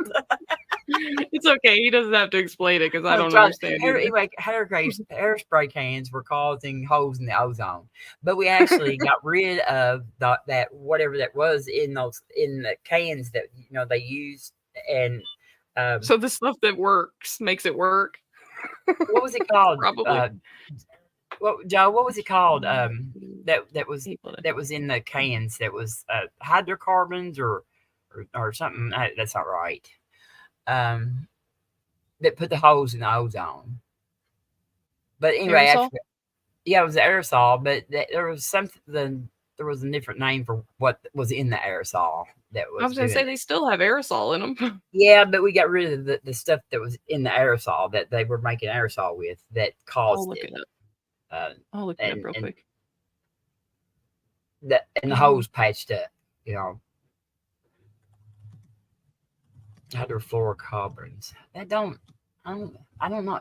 Is that it, Devin? That might be it. I haven't, but I mean, that was a big deal back in the 80s. Like the hole in the ozone layer was just like huge. And we actually, like CFC, yeah, fluorocarbons. We actually addressed it and quit using them, and it actually, the holes healed themselves up.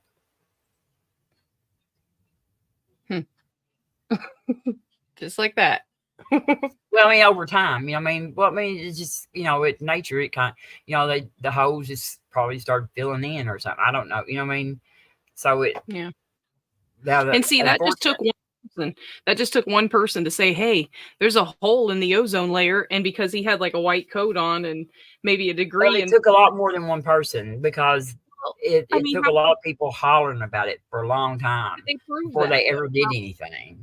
How could they prove that though? Like what were the conditions that they were able to determine? See, I mean, there's all kinds of, there's people that know stuff about stuff that that me and you can't even begin to understand, that people know about. And I mean, there's ways they have all kinds of ways. I said a hillbilly up here with some duct tape. There's all kinds of ways to investigate stuff that I don't understand. You know what I mean? I don't understand how they do a lot of stuff, but they can tell what a planet in a galaxy 200 million light years away is made of. You know what I mean? I don't know how they did it. I mean, I don't know. But yeah, we can measure the amount of carbon in the atmosphere. Yeah, that one ought to be pretty easy, yeah, actually, to measure the carbon in the atmosphere. But and I like methane hillbillies. too. Carbon and methane. Methane's like 8 times worse or 80 times worse or something like that, actually. Yeah, that'll be the next thing that they try to phase out is cows. Well, they've already done that. But methane is terrible for our climate. I mean, our climate's gonna be bad in like 20 or 30 years. It's gonna be bad on Earth because of the climate change. There's gonna be like some more severe storms. You know, plant life needs most of that bad stuff. Yeah, but not that much of right. it. Not that much of it. And see, like the ocean, make the more. ocean absorbs most of it. Okay, and our oceans are becoming acidic because of that. See, they're salt based, but they're saline. But everybody gives off methane. You're right, David. The it's cows, like a battery. like big like feeder farms of cows give off a lot. But the biggest thing is like factories and like, what did he say? Yachts. He said, but we found the more carbon we put in, the more the trees were taking in. Yes, but the ocean is absorbing. Somebody made this, and our oceans are going to they're becoming more acidic. Not only are they becoming warmer, which is melting our polar ice, they're becoming more acidic. So how acidic can the ocean be, and the whales and fish and stuff live in it? Well, how does the ocean process that? I don't know. Does it it keeps absorbing that carbon. It's killing all of the coral reefs and everything, but it makes the ocean become acidic. You know, have you ever had like a swimming pool? Yeah. You know, you have to like test your pH level in your pool. Yeah. Yeah. And okay, like. Well, does it process that out though somehow though, or is it just because I heard it's getting saltier it just keeps absorbing it? I mean, eventually, over millions and millions of years, it will start probably balancing itself out, but it's going to cause it's going to kill off a whole lot of animals in the ocean because they didn't evolve to live in acidic conditions. You know what I mean? So we're going to lose a lot of species of animals. I mean, and it's a good thing that the orcas don't have hands, because as smart as they are, if they figured out what we were doing to them, they would probably kill us all. Well, they could kill us all for sure. Well, I mean, I try to stay away. But in Kentucky, I'm safe from the orcas, I think. Yeah. Yes. Speed Roman said so. The fish were tripping balls then. Yeah. I mean, it's not funny though. It's really bad. I mean, it is bad, and it's going to be a lot of problems. There's going to be a lot more storms, and supposedly, like next year, the ocean currents, like are going to stop. That's what I mean. Those are the things that, like the sea turtles. You know, when they go to nest, they ride the ocean currents that cross through there to get through their paths and stuff. And you probably watched was it Feeding Nemo? What's his name? Finding Nemo. Remember when they get in the sea currents and take them across there? They're gonna stop. Oh yeah. When the water gets to a certain temperature, they won't even, currents won't exist. Well, I don't know. Them sea creatures are pretty smart. They just do their job, you know. I know, but they can't live in acid. They can't live in acid. Well, I'm saying they're there for a reason. Maybe we are, you know, it's not catching up as fast because, you know, everybody's getting worse. But I'm sure there's some way that it's processed out of there. Somehow it goes through a cycle probably, and maybe it takes a long time, and maybe it will get so bad that, you know, they won't see be what able KA's saying here is he's exactly right. Here's the issue with it. if this all was happening, it does happen naturally. It has over our Earth's history several times that this has happened. A few times it's been quick events, like the meteorite that killed the dinosaurs off caused a major climate change. You know what I mean? You guys don't believe in you guys don't believe in the global flood, but you believe in one asteroid That killed happened. all the dinosaurs. I mean, we know it is. I mean, we've got all kinds of evidence for it. We know where the crater is, even. We know where the crater is in the Gulf of Mexico, like down there. And we know the crater, we know how wide it is, how big the thing was to hit the planet. And we find all the dinosaurs died at the same time. I mean, the timing, the dates for all the dinosaur fossils, like big bunches of them. See, like not all of them died immediately. Some of them lived for a little while. But like in a year, they or like, I don't know, so many years they went died off because, first the plant eaters died because there wasn't no plants to eat. And then the meat eaters died because they ran out of meat eaters, which is a good thing because we would not be here if the dinosaurs had not died off. There was only small little mammals on the planet at that time. They were like shrews, sort of looking animals, and they gave rise to all mammals. I mean, those were the earliest mammals, and they were real small, and they had to stay underground all the time to stay away from the dinosaurs. And once the dinosaurs were gone, that left a huge, huge niche in nature for mammals to start, take it over. I mean, that's when we find all the mammal fossils starting, at some time right after we find the layer that's got all the dead.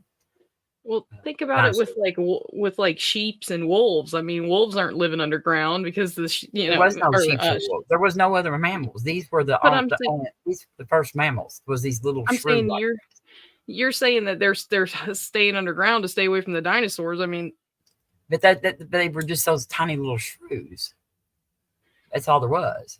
After the dinosaurs were gone, those little shrews came out and started everything started evolving, and that's when all the mammals came about. The only mammals that we find on the planet at that time were those like little shrew-like animals. I can't remember what their names were, but they were like, they lived in the trees and underground and stuff like that. They were pretty small.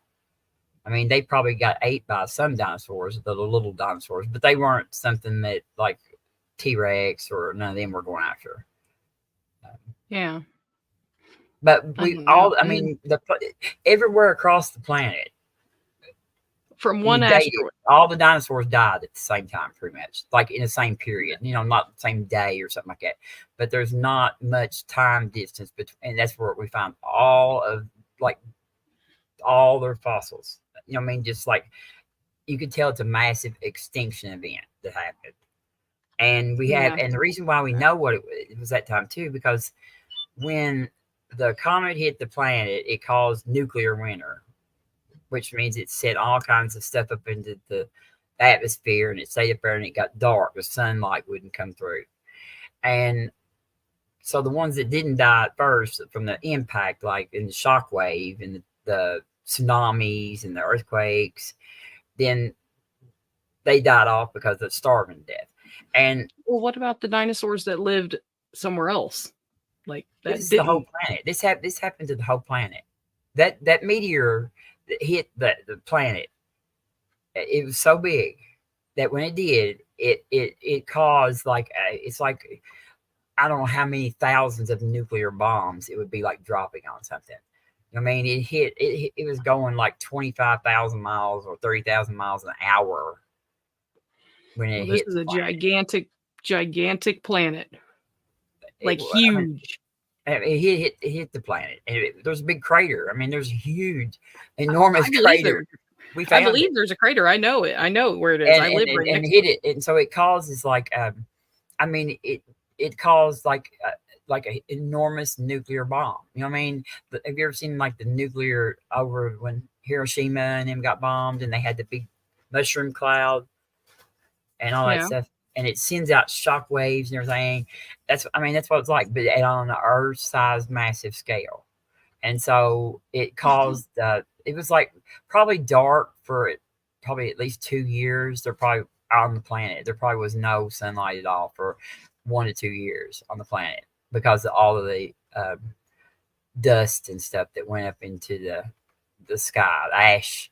I mean, it caused earthquakes. It caused it caused all kinds of tsunamis. I mean, it was just a disaster. And yeah, like it says, then not all dinosaurs went extinct. That's right, because we have birds, and so I have and a dinosaur. they are dinosaurs. I mean, I actually have a T-Rex.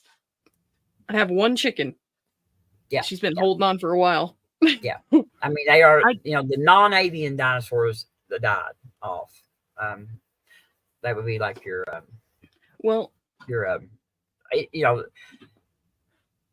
don't know. Well, like I don't know. I just have a hard time believing it covered the entire Earth, but what do I got an atmosphere. I mean, you just filled the atmosphere up, and it went dark, and no sunlight could come through it. It was so dark, it was so thick. Well, how'd the birds survive it? Well, I mean, because like certain things they could eat, I guess. You know what I mean? Like some animals, like they could stay low to the ground or something like that, and not. But see, the thing that killed off the dinosaurs, probably more than anything, was the fact that there was no plants. You know, with no sun. I mean, the birds probably had bugs. You know, because like the cockroach has been around forever. Speed said, "Yeah, I hid in a cave the whole time."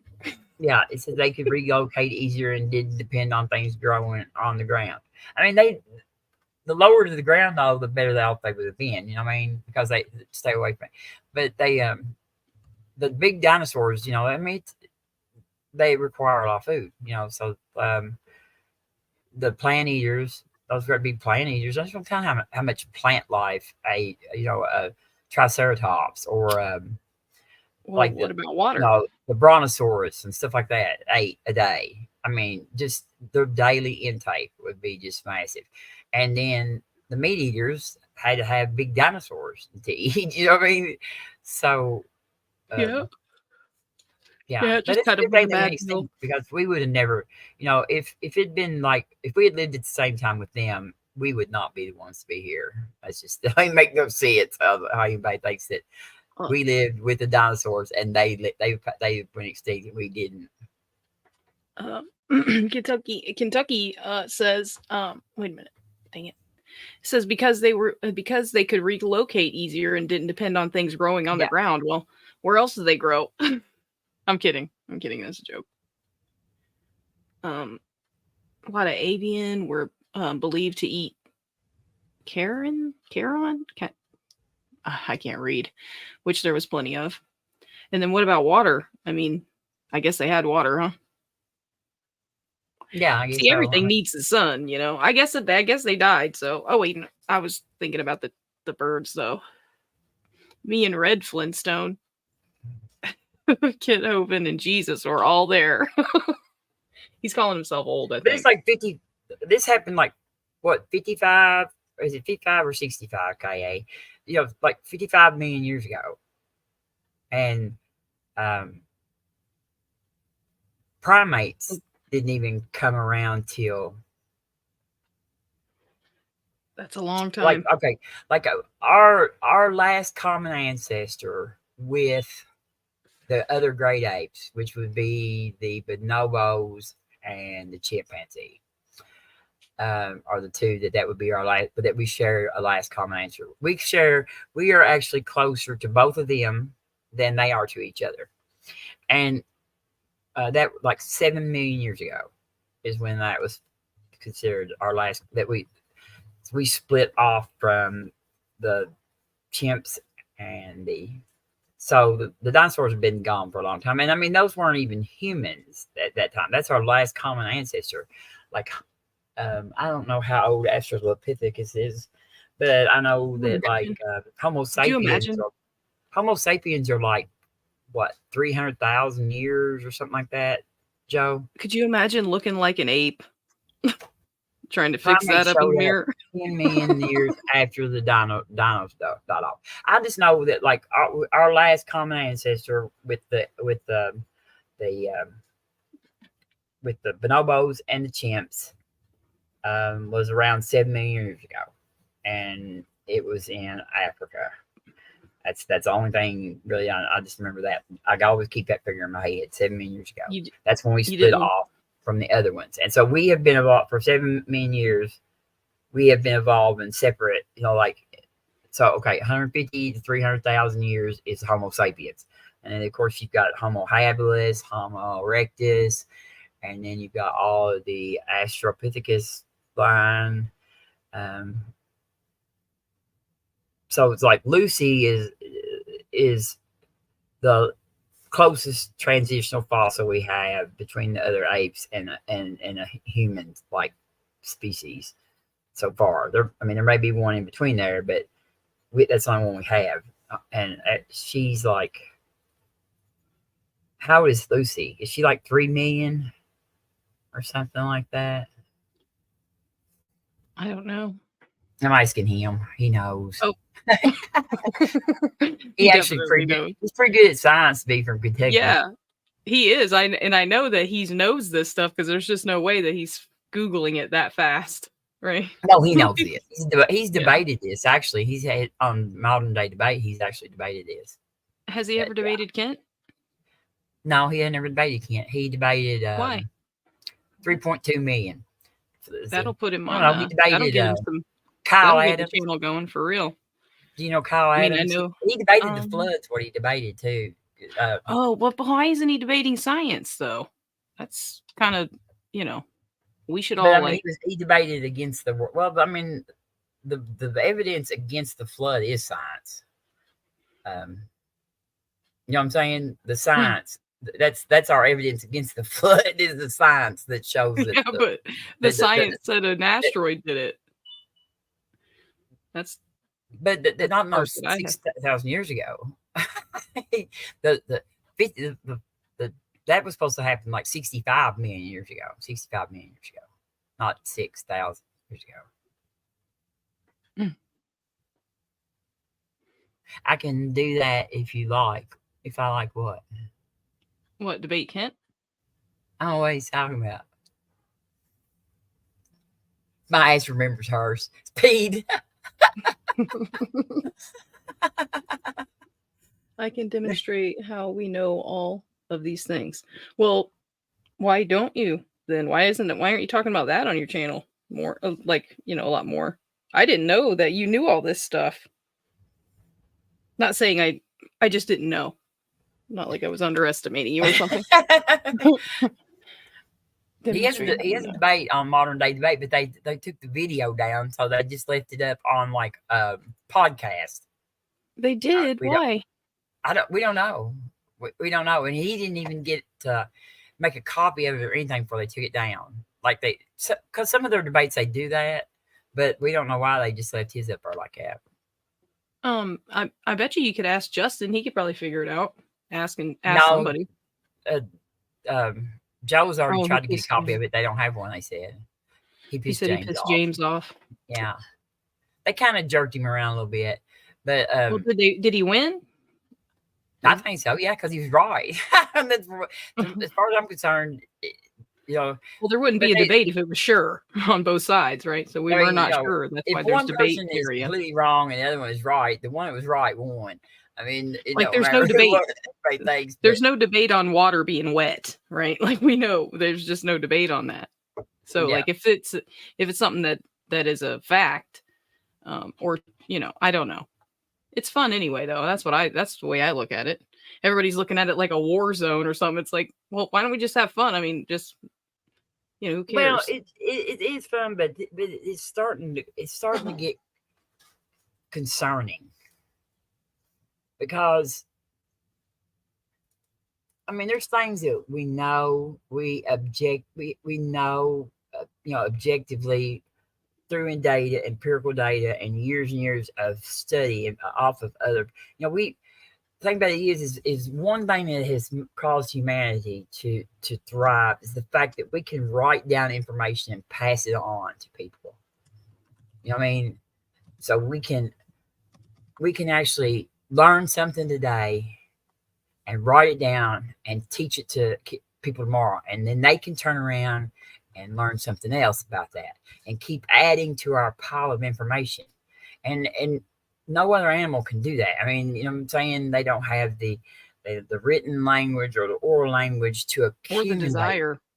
Yeah, well, but they don't have the the written or oral communication to accumulate bodies of knowledge like that. You know what Well, I mean? the only time they have the desire to do it is when somebody's holding food over their head for it. You know? Yeah.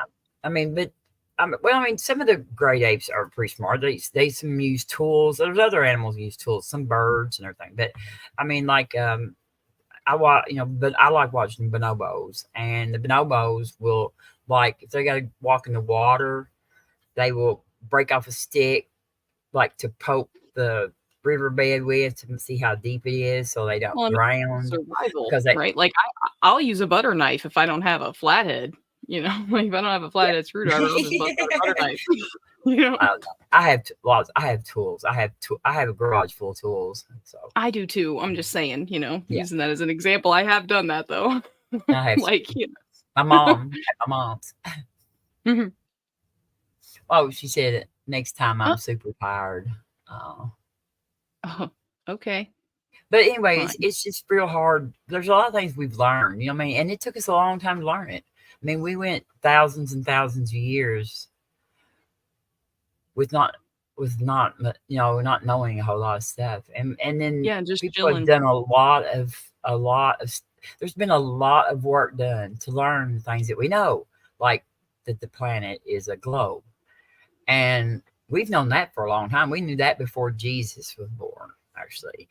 I mean, like 280 or 480 BC is when the globe model came around. No, the globe first was who is it? Let me see. No. The first globe model was in 280 BC. I mean, we have that historical records for it. No, it's what's this guy's name? I can't even pronounce that. Aristotle. Aristotle in 384, 322 BC was among the first to recognize the fact that our planet being a round sphere. Well, it was a theory, right? A theory. Okay, here's the difference in the science. There's two. That's one thing right there that a lot of people don't understand. Notice that only a round sphere could apply a circle shadow. Okay. There's two definitions of the word theory. Okay. There is the layman colloquial use that we use. That's like, I have a theory that my car, I've got water in my gas. Okay. That's that kind of theory. But in science, theory, it has a totally different meaning. And if you look it up in the dictionary, there's two definitions.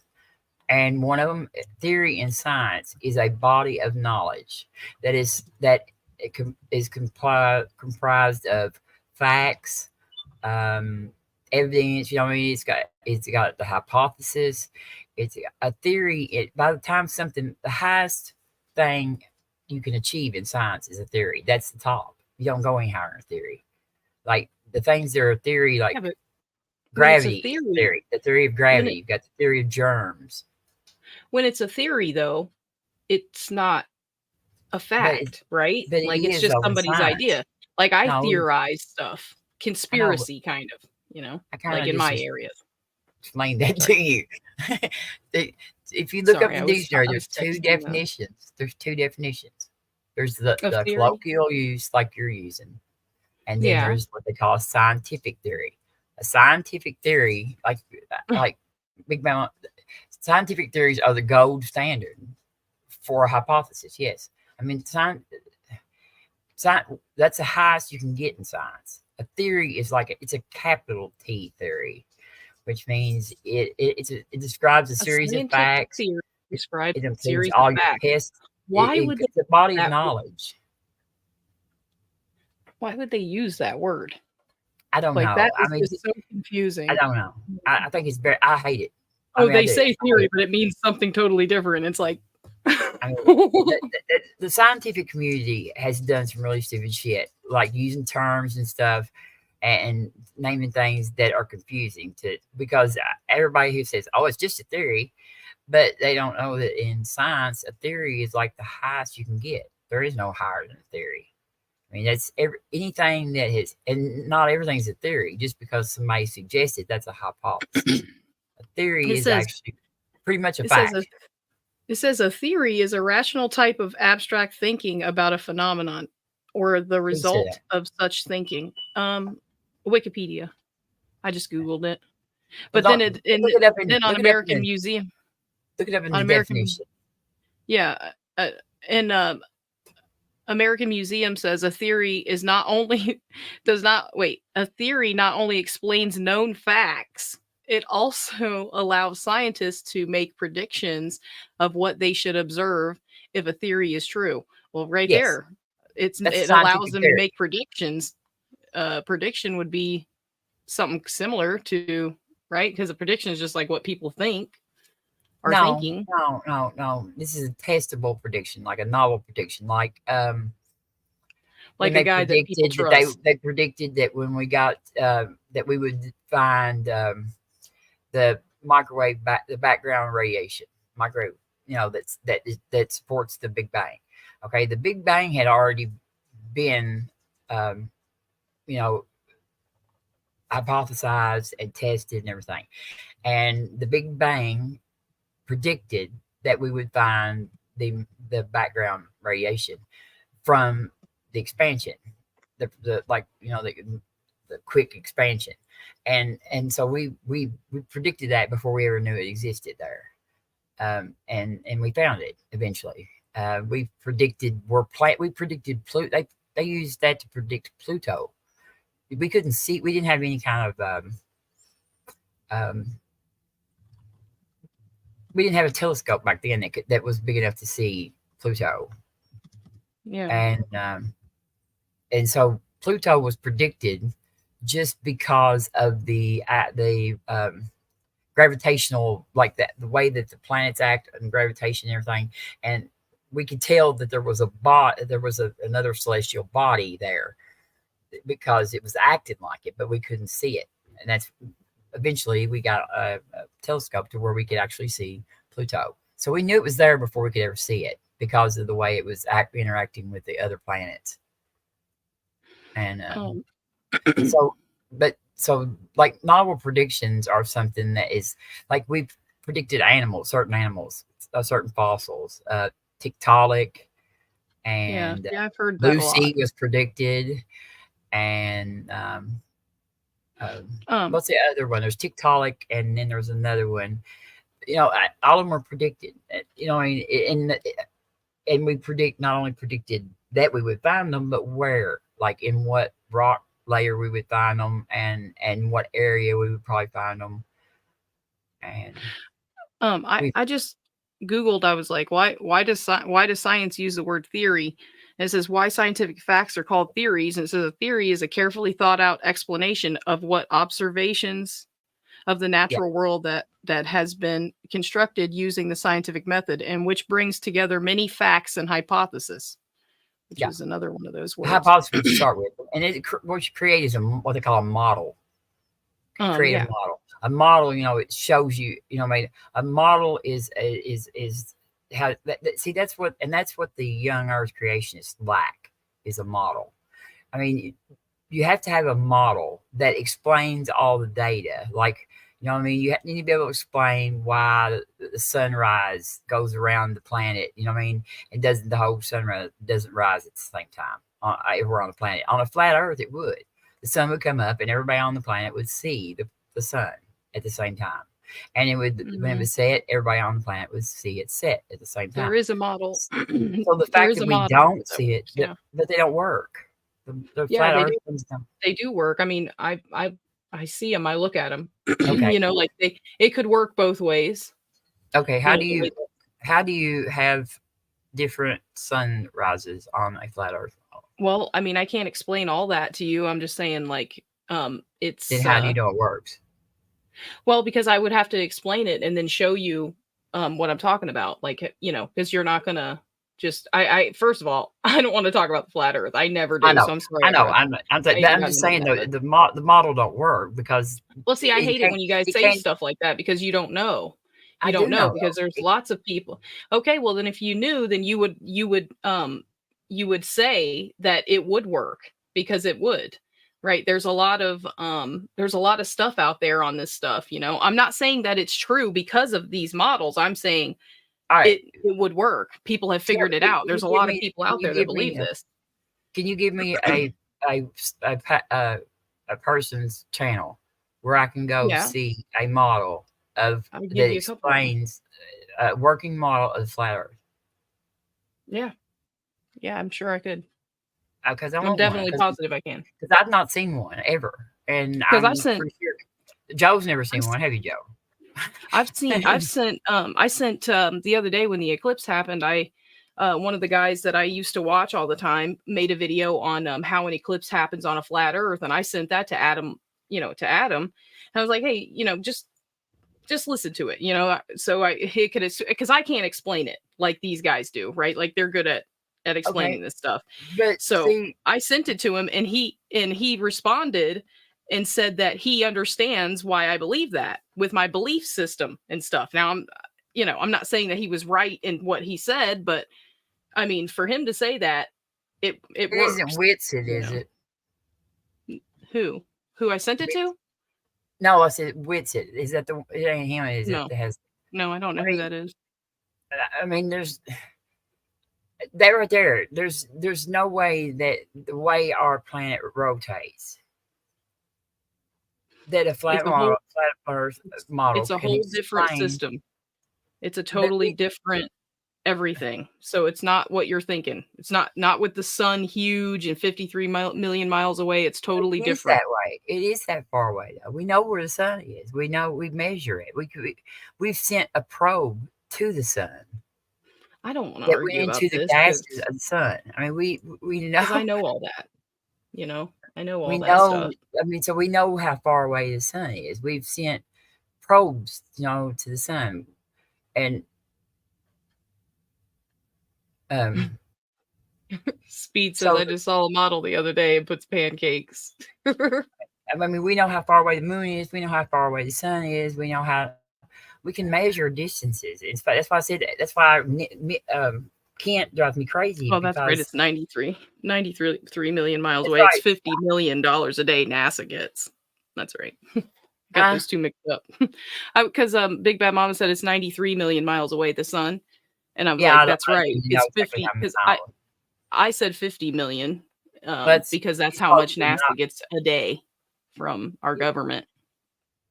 NASA don't get much money. They're not funded very well at all. They get $50 million a day.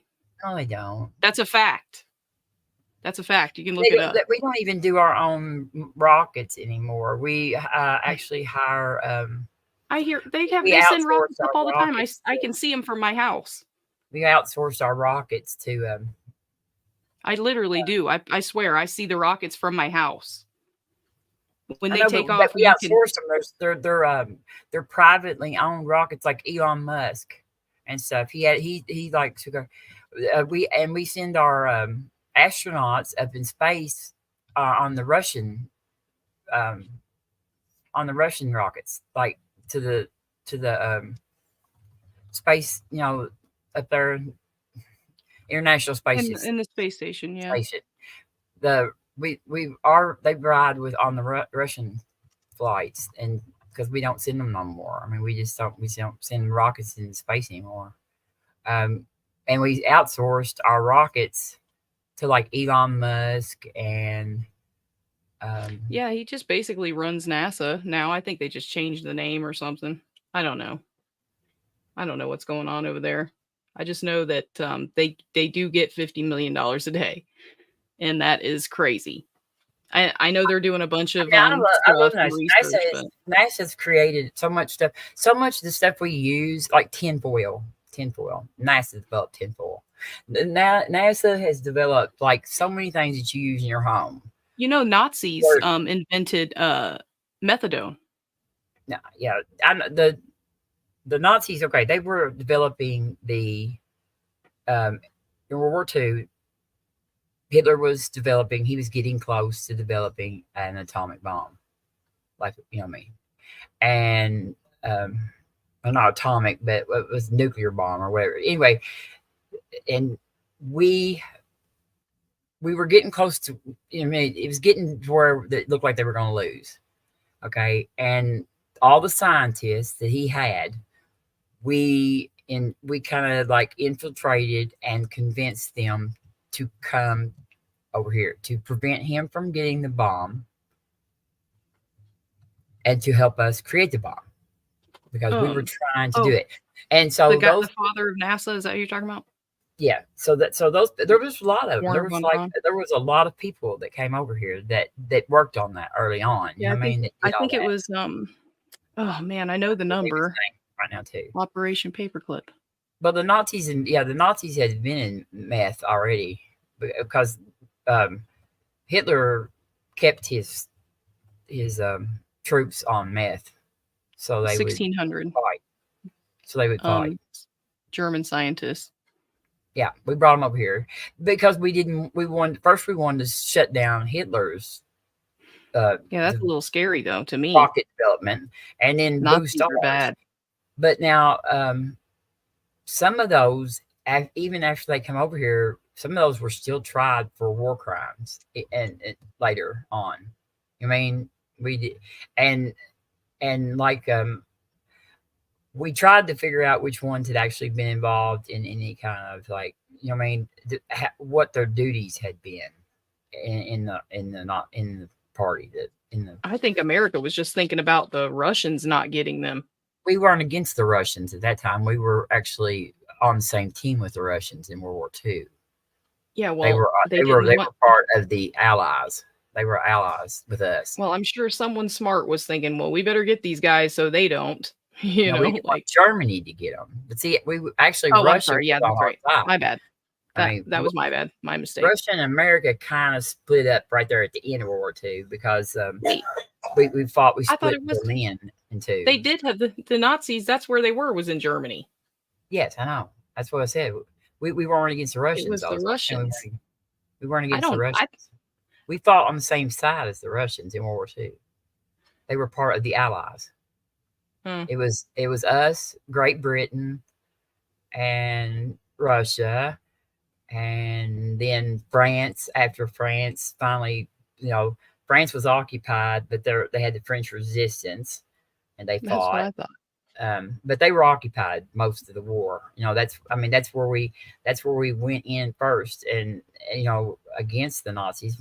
D-Day was on France, on the beaches of France, Normandy, like. So that's where we went in. So that was our first time going into actually fighting on their soil. And we finally got them out of France, and they were ready France back. And then we just kept pushing them. But they were attacking the. Why is it so easy for that to go bad like that? Like, I can't see America, like, a president like Joe Biden. He's pretty terrible, but I can't see him being able to take over like Putin did. Like, I don't know what Biden would never do that. Biden is a constitutional person. He abides by our Constitution. What's different? What's different over there? Trump is that makes it to where they can do that. Miss Mott, I'm asking. Fascism. It's okay. Study the rise of the Third Reich. Well, I want you to tell me. It looks a lot like MAGA. It looks a lot like MAGA. That's what I'm saying. Like, what? Yeah. Well, I believe I'm not a Trump supporter like you guys think. I know, but it's not just Trump. The whole Republican Party is going fast. They're not there yet, but they're getting more fascist all the time. It's like it happens, and it happened in Germany like that. I mean, it wasn't immediate. Hitler.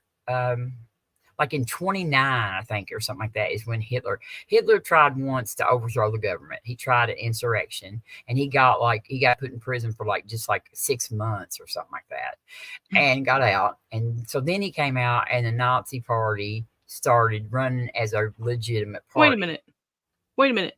He did what? He tried to do what and got arrested? He led an insurrection in Germany against the government. So like Trump did?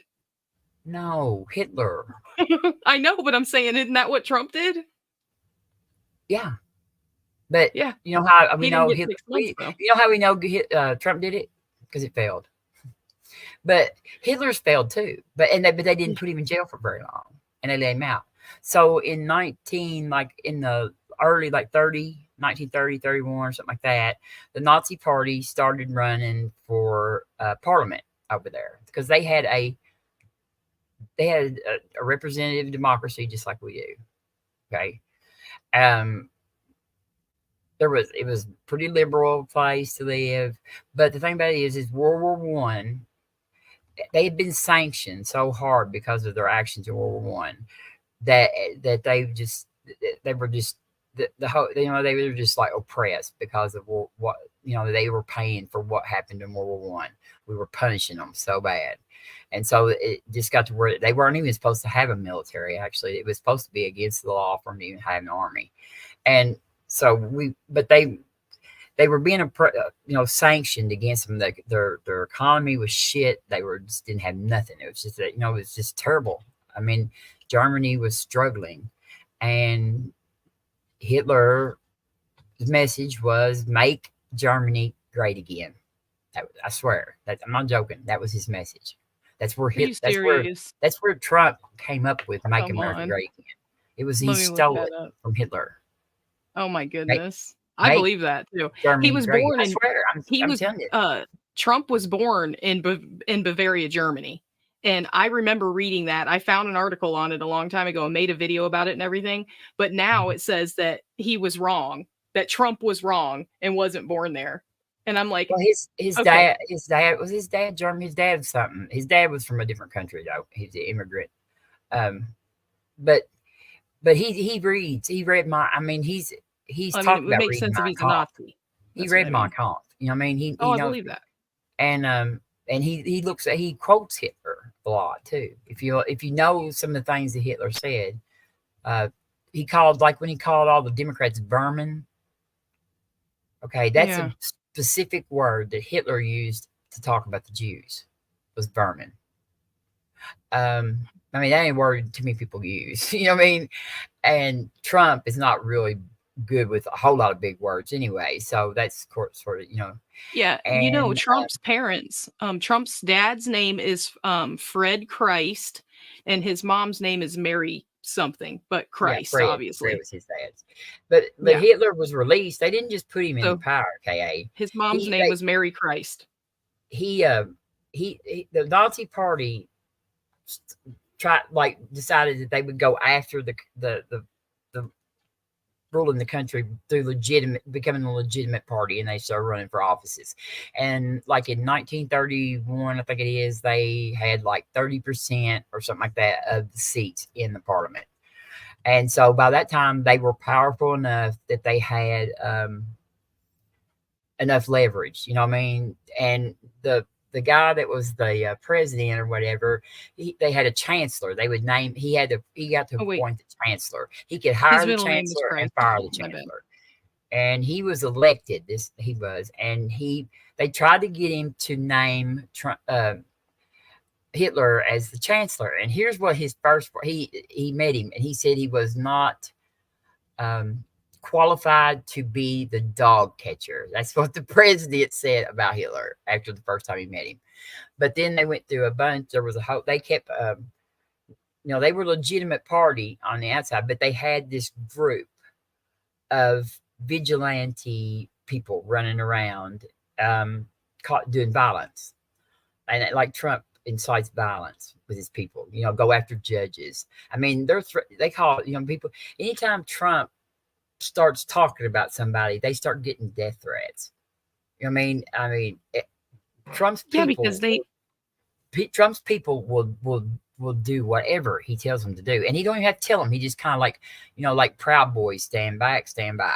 You know what I mean? I mean that kind of right there, and they knew what they. You know what I mean? They knew that he was messaging them, And so they did it. And so like judges, he's sending people like the judge's daughter. Yes, he's on a gag order right now. And yesterday he put stuff, doxed the judge's daughter. I mean, they're threatening judges.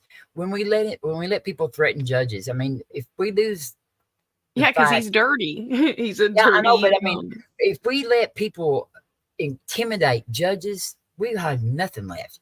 And that's what happened to Hitler. Hitler and them did that. They did that to people, like businesses and stuff. And they caused, they went around and but supposedly they didn't have nothing to do with Hitler, but they were, because they had a big trial over it once. And just to make it Germany great again is a fact that you need to lead with. Right? Because that right there, like, I tell people that all the time. And we had German sympathizers in America. The when it flew. Yeah, the courts only work if we trust them to. Trust, like Faith. I can't nobody's name now. Is that like Faith? The guy that flew the first plane around there. To see him, and like there was some of them though.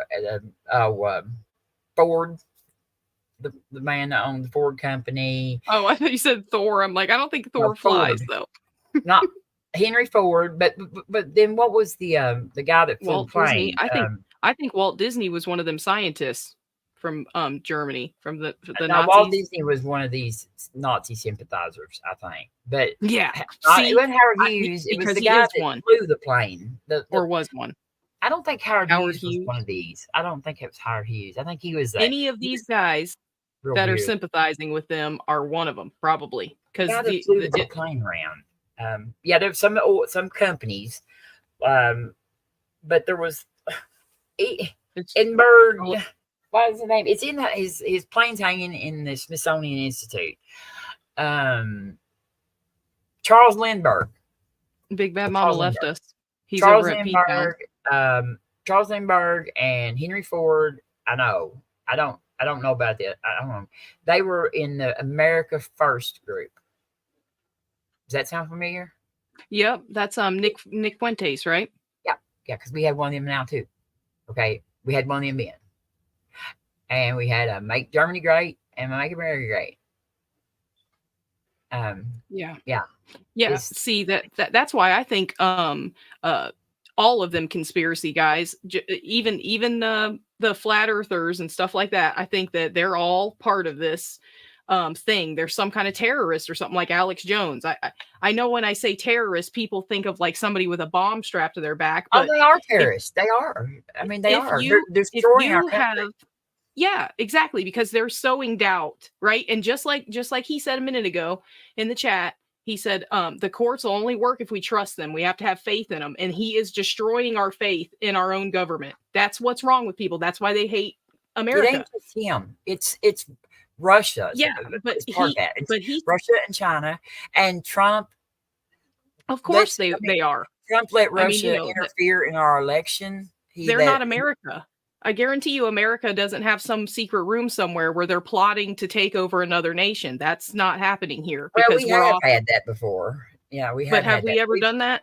Yeah. We went. Let's see. We went into lots of countries and overthrow their governments, or supplied the peace, giving them a good government.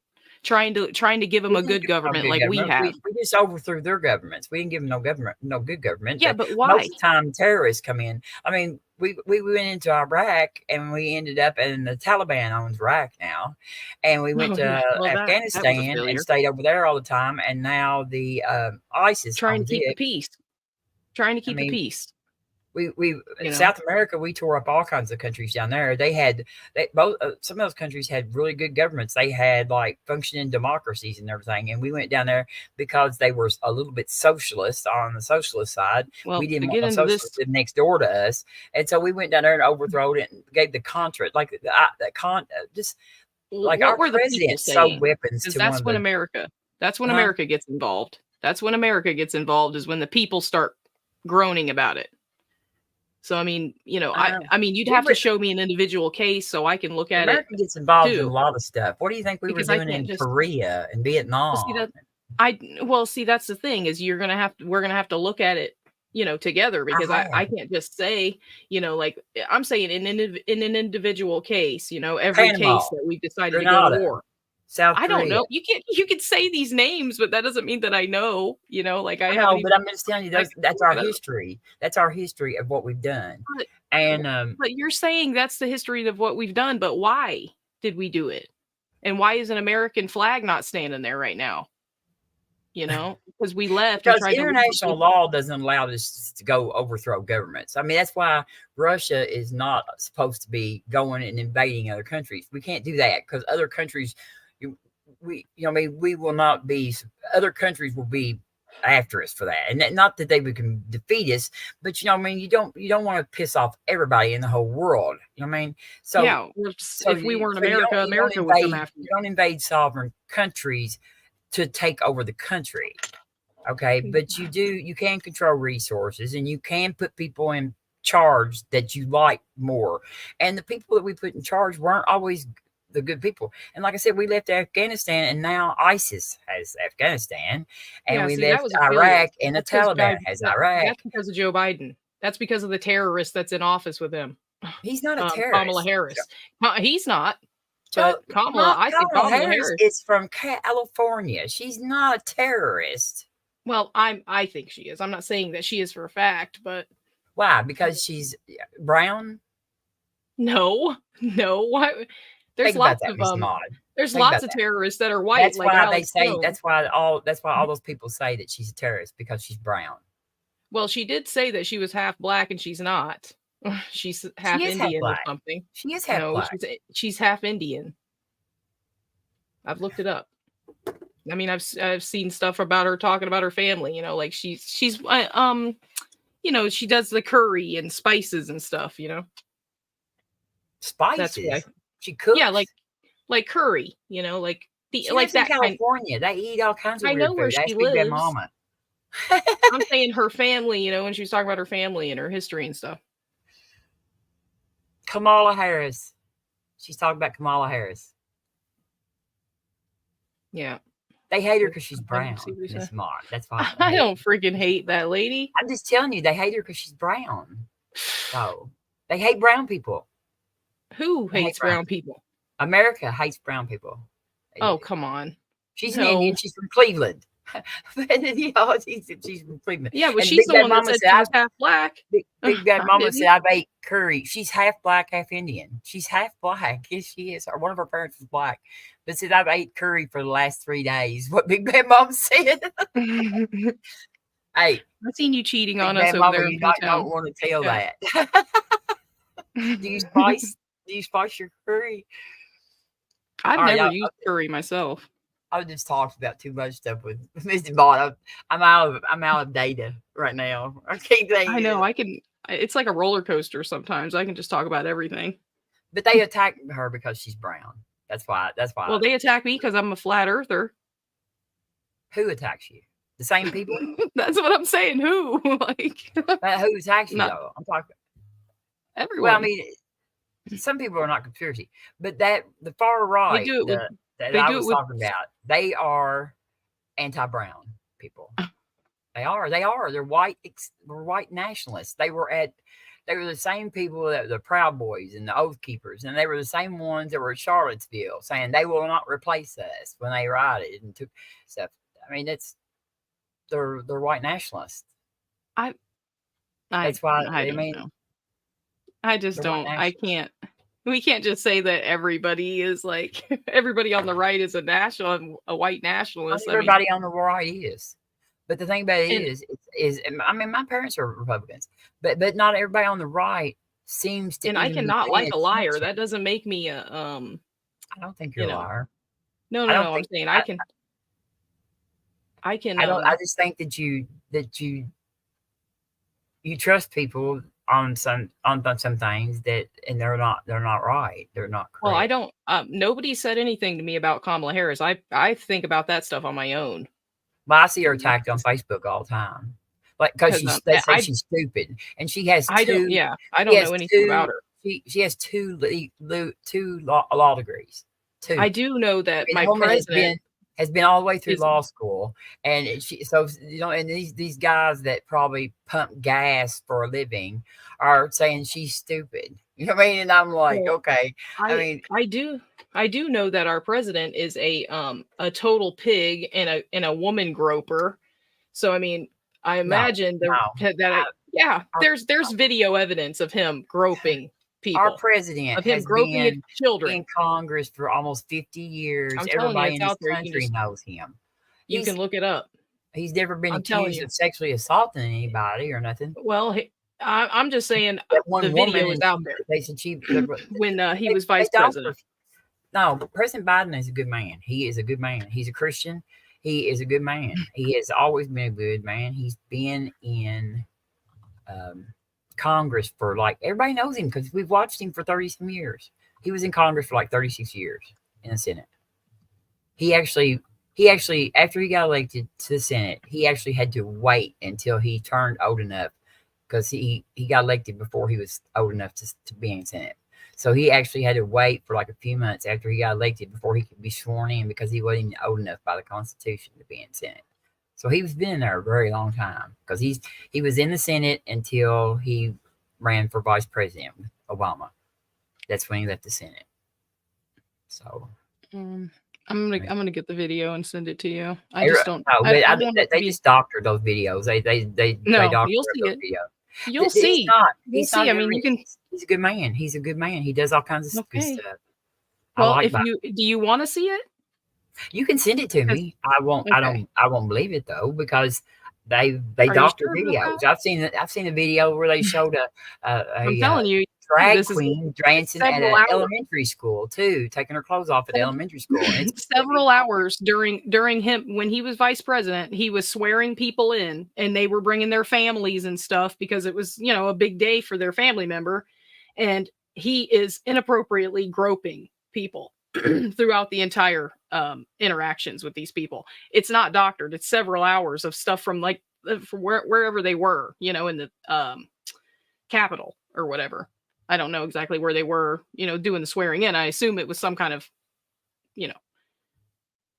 courtroom. His wife is the only first lady that's ever had a public job the whole time she was the first lady. What does she do? She's a teacher. She's a professor at a college. I've heard that before, I think. Oh, I didn't know it was professor, though. Yeah, she's a professor. I mean, she's a doctor. She has a doctorate in education. A doctorate. That's like, that's like 8 years of school. She has. Yeah, Joe is a sniffer, a hair sniffer for some reason. I don't know. But the women who actually know Joe, like women that have known him from like have known him for years and stuff, do not. I mean, they defend him ardently. I've read all the books he wrote, and then I've read like 3 books that other people wrote about Biden, and I knew who Biden was, and he's not rich. They always talk about all this money he's got. He's like the second poorest senator in the Senate the whole time. When his son Bo died while he was vice president, he wanted to give his son and his family some money to live on, because they were hurting because he couldn't work or nothing. Bo couldn't. He was a veteran, and he, come down with that brain cancer.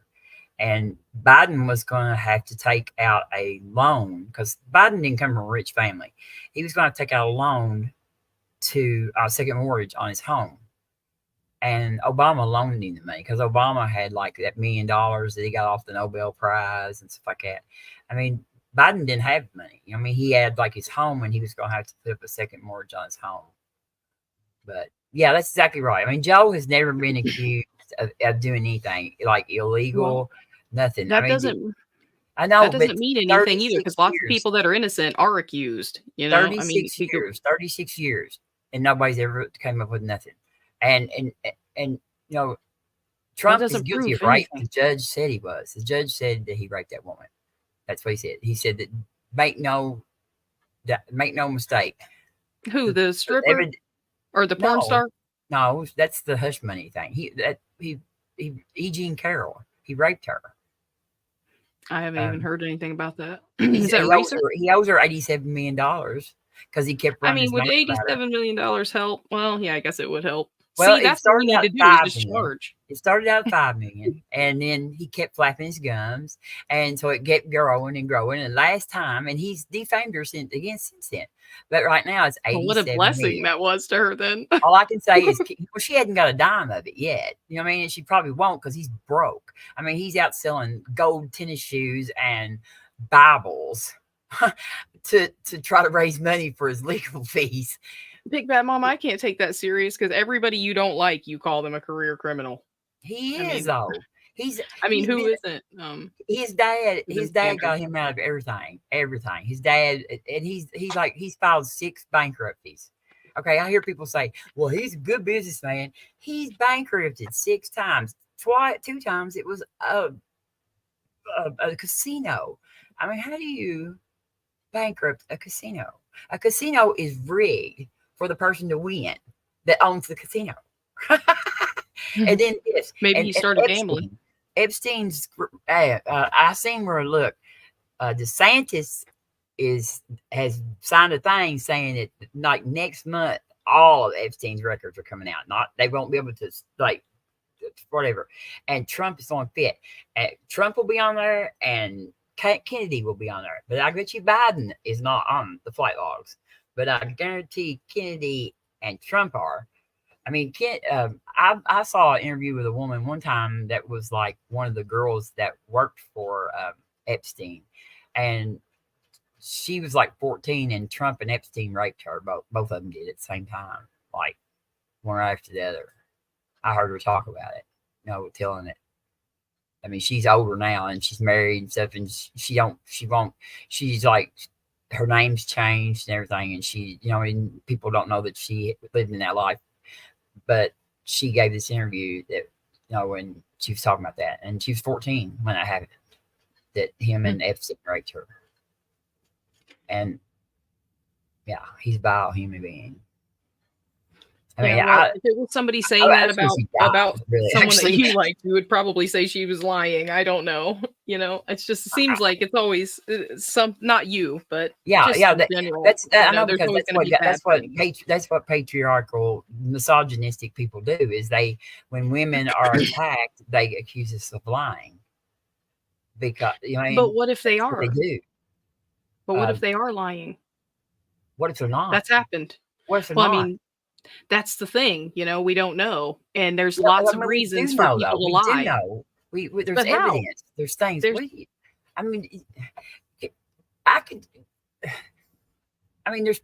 Just think about it. There could be things on both sides. There's lots of reasons for people to do that to him. There's lots of people. There's lots of people that don't like him. To lie about molesting women too. I mean, have you ever been assaulted, Miss Mon? No, I haven't, and I'm not victim shaming or anything like that. I'm not. When I was a child, I was, and I was told that I lied by certain people. I mean, not my family, my mom and my dad and stuff like that. In fact, I didn't tell. Somebody else, they found out another way, and they tried to make me tell, and I wouldn't. But there was people in the community that said I was lying, that I was the liar, which even though I didn't tell it. So I didn't say anything. They accused me of lying because they were defending him. There's always going to be people like that. Yeah, I know. There's some reason, personal reason. They didn't know anything about it. You know what I mean? They didn't know nothing. In fact, I didn't tell it anyway. So I wasn't doing any lying except for I wasn't going to talk about it. I believe that. I believe that happened. But there are some cases. There's many cases where they do lie. There's more cases of not. A lot more cases of not. And we have evidence. I mean, you can take, what evidence do we have that Trump raped some lady years ago? I mean, besides her testimony. Because I'll tell you what, they have lots of evidence. He went to trial and was awarded. I mean, there was lots of evidence. They presented it. That's why the people said he did it. After it happened, she actually wrote it down, and this is years ago. I'm not talking about she didn't come up with this just a few yesterday. She has remember when that happened to Bill Cosby, when all them women came out against him. I mean, some of them were lying to get in there. Yeah, Bill Cosby I believe that. I believe that, but what's the chances of them all coming out at one time? Well, I guess they could probably just be following each because other, but when somebody comes out, it helps other people come out. yeah, I guess if I It's seen hard to some money stand on coming your from it, own. I'd be It's like, hard man, to that did stand happen. by yourself, Yeah. and something like that, because they always attack the woman, the victim. The public always attacks the victim. I mean, I there wouldn't say always they will would be attack. people that come after you and say you're lying, you're a whore, you I asked think for it, you women were have it wearing something that very you weren't great. supposed to be wearing. I mean, there's always people like that. You were in a circumstance you weren't supposed to be in. You were acting away. You had too low a top on, or too short a skirt, or you know what I mean, or you were out late at night. I mean, they always blame the woman. That's why I said Well, women. We are always at war.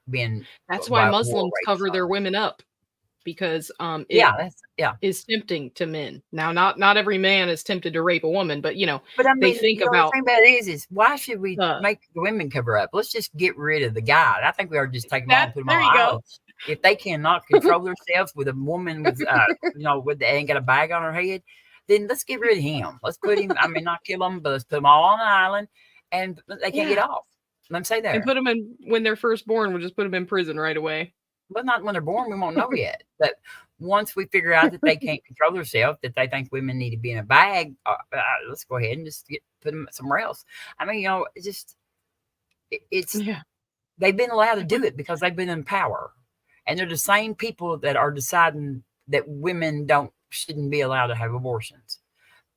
And do you think they care about babies? And No, they care about power and I think control of women. but what would that if they didn't care about babies, why wouldn't they agree with abortion? If they wanted power and control, they should agree with it, because you Agreeing can't with control a abortion, that gigantic. doesn't give them power. That's But what I'm saying, why Miss Maud. That would they? doesn't give them power. The What does power that give them is in power the over? control of the women's bodies. The They're not power trying to is control women's bodies. They're yes, trying yes, to. they They think are. That's babies. exactly They what they're think doing. they think That's that it's a baby at conception, and they think you're killing a human listen, being. Maud, Is you are what they're trying to tell thinking. me that these people all have babies on their minds.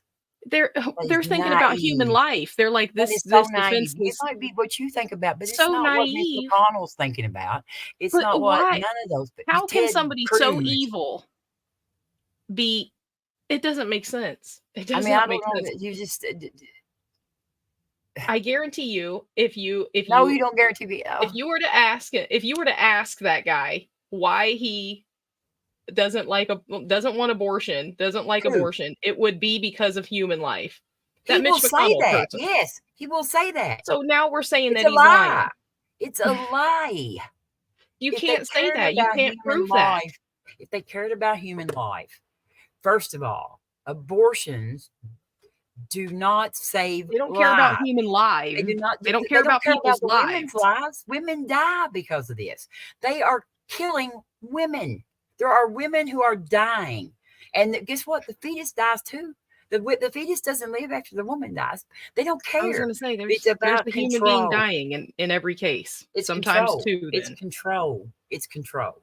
It's control. are they making laws like to stop you from being able to have freedom with your own body, or are they trying to stop abortion? Yes. Because that to me doesn't sound like control. It doesn't That matter. sounds like Okay, they want to get rid of birth control too. Now, so what's where's that go on your pro-life thing? well, I don't believe in birth control because it's terrible You don't for believe you, in and well, I believe in it, but I mean, Okay, I so you don't don't think that women should have access to take it. No, I don't contraceptives? think. I think they should do whatever they want. You can do whatever you want. But I'm I just mean, saying I don't agree with it. women should just not be able I to think we should prevent getting pregnant. we should teach people not okay. And I understand the rape side of it, so I'm not being insensitive to people that We are don't raped. teach that though. We don't teach that. We But- teach them abstinence is what we teach them. That is what we should be Abstinence. teaching them. Yeah, Yeah, it doesn't that's what work. we should. We know through But what through else are you going to teach years them? and years of studies that You want to abstinence teach them doesn't abortion? work. No, we can teach them birth control or And people need to watch contraceptives. their freaking kids. I mean, come on. Okay, Or we could just Miss Bonnie, but these are real problems, real issues that happen in life. They don't understand work that. on models of this is what this should be, how the things should be. It's the way they are. We like Kentucky. Okay, we have abstinence. Sex ed. Okay, we also have leading teenage pregnancies. So we know that it does not work. Abstinence only does not work. Pornography being easily accessible to just any single person that is of 2 years of. Well, I mean, why in the world are people so sex crazy to where we have to have laws about abortion? I don't know, but I like what it's abortion. Not all these cases. Not all these cases are rape. That's absolutely not the case. A lot of these, I've been to abortion clinics with tons of my friends, which is sad, and none of them were raped. Not one of them. But it's their body that they don't have to be raped. But did they need a baby, or were they taught not to get pregnant by their parents? They didn't need that sex they had either. People have sex. That's what we do. I know, but I'm saying we shouldn't be. We have sex. We are born. About it. Our bodies evolved to want to have sex. That's what that is a natural thing that our bodies developed to do, to procreate. Huh? I know all of that. I know all that about it. I'm saying then we need to stop and not do it.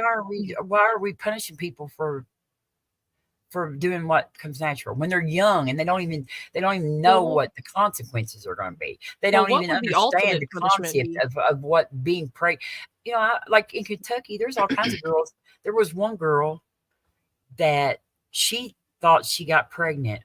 Do you remember that, Joe? It was here in Kentucky. She thought she got pregnant because she drank something like a water or something. She didn't even know how she got pregnant. Her parents were so backwards that they didn't even teach her how people got pregnant. And she found out she was pregnant, and she didn't know how she thought she was pregnant. No, I think I have to story out myself. It's Grayson that's telling us. And he said that this girl, something about she missed her period. She thought she was pregnant. She hadn't even had sex. But she didn't know how you got pregnant. How would she know what being pregnant would be? She thought, this is because they don't teach them nothing. They don't want to teach them nothing. They don't want to teach them nothing about sex ed. They don't want to do nothing. They just tell them, don't have sex. It doesn't work. I know my high school did. Have sex. Teenagers have sex. That's what they do. But what would the ultimate punishment be? Death? Why punish people for having sex? Well, I'm saying the baby is being punished, though. That's the ultimate punishment, is to take your life. But punish them. You're taking your life because you can't resist. That's what I'm saying. Punishment. The ultimate punishment to the baby. That is a punishment, though. People for having sex. That's a punishment for just being conceived. Just because you were conceived, you're being punished. They're not a person. It's a fetus. It does not even have a brain. It does not have It does not have a. It does not have a nervous system. Will it be a person in 6 months? Yeah, and the egg will be a chicken one day too, but we still eat eggs. Well, it's not a person then. And the woman is a person. And that thing is living off of her body. I can tell you're just not going to think life about at risk. Huh? I can just, because see, I know you, I can tell that you're not thinking about the way I'm saying it, because if you think about a pregnancy, I've thought about this for years. I've been once it starts, for years and years. Once I've it researched starts, so much of this. Once the sperm meets the egg and it starts, that it starts. Is a process. Every other animal is the same way. Every other mammal, it's the same way. Just like if your cat gets pregnant, they're kittens from the moment that egg starts to fertilize.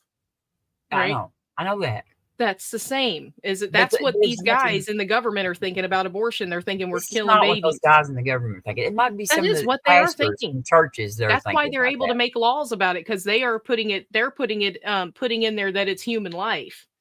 And that's what America does. They want to. I don't know about it. Okay. If you just think about it like that, you won't think about them so damn evil. All right, we'll talk about it later. I know, no, that's not. You'll never convince me of that stuff right there, ever. I'm not trying to. I know way too much. I know way too much about what they've done and why they do it, and it's over and over. I'm just trying to tell you that they're not evil. Yes, they are. They think they're doing the right thing. Well, they think they are. They may think they are, but that they don't think about consequences, and they don't care about women. It's a And life. no fetus is worth more than a grown woman's life. No fetus. But what There's about no 10 years fetus. from then? 10 years from what? Well, then 10 it's a years child. It's from been conception. born. It has Yeah, rights. it's a Okay, person. but it But don't it have was a, rights. It don't have rights as a fetus. It does not have rights. I see It what you're don't have saying here. rights. You have to be born with rights. Nobody, fetuses don't have rights in law. Every And time they you don't. They say should that, have that rights. They're not people. it They're makes not me think people. about my kids. And I'm like, ouch. I love my kids. Okay, I know, I and love I mine still too, but though my daughters, if my daughters get pregnant and they don't want to have a kid, I want them to be able to have abortions. Or if my oldest daughter is trying to get pregnant right now, if she gets pregnant and she gets ectopic pregnancy, I want her to be able to have an abortion because I don't want her dying because she got pregnant when she can live and get pregnant again sometime again, maybe. But if they put her through that kind of stuff, which she lives in California, she's safe right now. But my youngest daughter, we're in Kentucky. If she got pregnant, you know what I mean? If she wanted an abortion, I would take her somewhere. We would have to go imagine somewhere. if you would have aborted your daughter. I She didn't. never was here. I didn't. But I I had an know, but abortion. can't you? I had an abortion I'm in not. between my two children, and I don't regret it. Not one day of my I'm life have not. I ever I'm regretted not doing saying it. about that. I'm just saying, imagine that. I'm You just know, you saying love that. your daughter. All those I special love moments her. that you I have. know. Yeah, But I it decided would. to have her. That was her the minute that you got pregnant with her. That was my choice. Yeah, and that's fine. And I'm not judging you. Like I told you, I agree. I agree. We should let people do what they want. I do not. I'm not in there fighting this But stuff. I'm not. I don't. I'm not trying to argue for science or against science. All I'm saying is you can't call these guys evil because you They don't are know. evil. They are evil Yeah, but because they've been that's what you told. They've think. been told. You They've can't. been showed the facts of what the consequences of what they're doing are, and they But you're don't telling me care. the fact They're still making it stricter, and they're killing women. They're because they're looking at it intentionally like putting these are women. human beings that we're They killing know innocent, defenseless they humans, know the consequences. the Oh, most Smart. defenseless They of all know the the. consequences of what they're doing. They know what they're doing to women. They know women are dying because of this. They know this, and But we they're can't still expect the doing person it. to know their consequences for having sex. I mean, you know, yeah, you shouldn't do it. You should definitely be protected. I'm not saying there isn't those moments where people are stupid and don't know, but you know, it's just we could go on this all day, you know. I know because I, I was and gonna you say know, your I argument is terrible. Your argument I for don't think it is. against I abortion is absolutely do not terrible. think it is.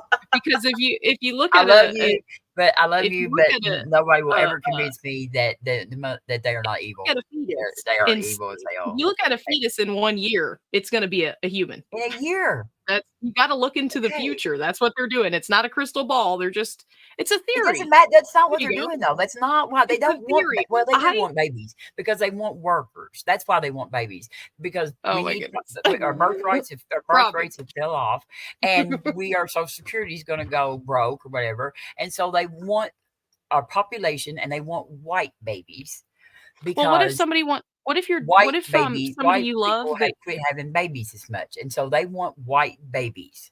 Yeah, because They white want to. people are the friggin' dumb ones of just all of us. Like But not they the don't. dumb ones, but They want white people. That's who they value. They but don't like brown people. They think like about white it. people. What if somebody you love is having a baby with somebody and they want to keep their beach body I and they don't get an care. abortion? I'm not in love with a Well, person's fetus. I mean, you you're getting like. See, I see, mean, I don't that's why see a these fetus guys as a are. person. A They fetus do. is not a person. I don't believe in souls, so I don't believe Have you that ever seen nobody the gets a video? soul as soon as they Have come. you ever In seen? fact, the Hey, Bible says that life begins with first breath. Is what it says in the Bible. Genesis 2:7. have you ever seen? Have you ever seen the video of an egg when the sperm breaks Yes, through Miss into the Maud. how I there's went a to flash of nursing light? school. I went to nursing How there school. I've been how through. there's a I've flash of watched light? babies be born. I've watched.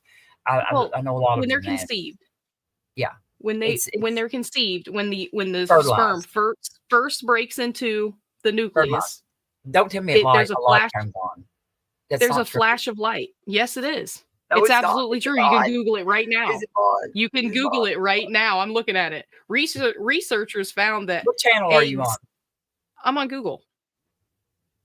And this is There is Science Alert. There is not a light. It doesn't Yes, make a there light. is. That's what that West Virginia that lawmaker told. It's not true. No, you're wrong. I'm telling you, you're wrong.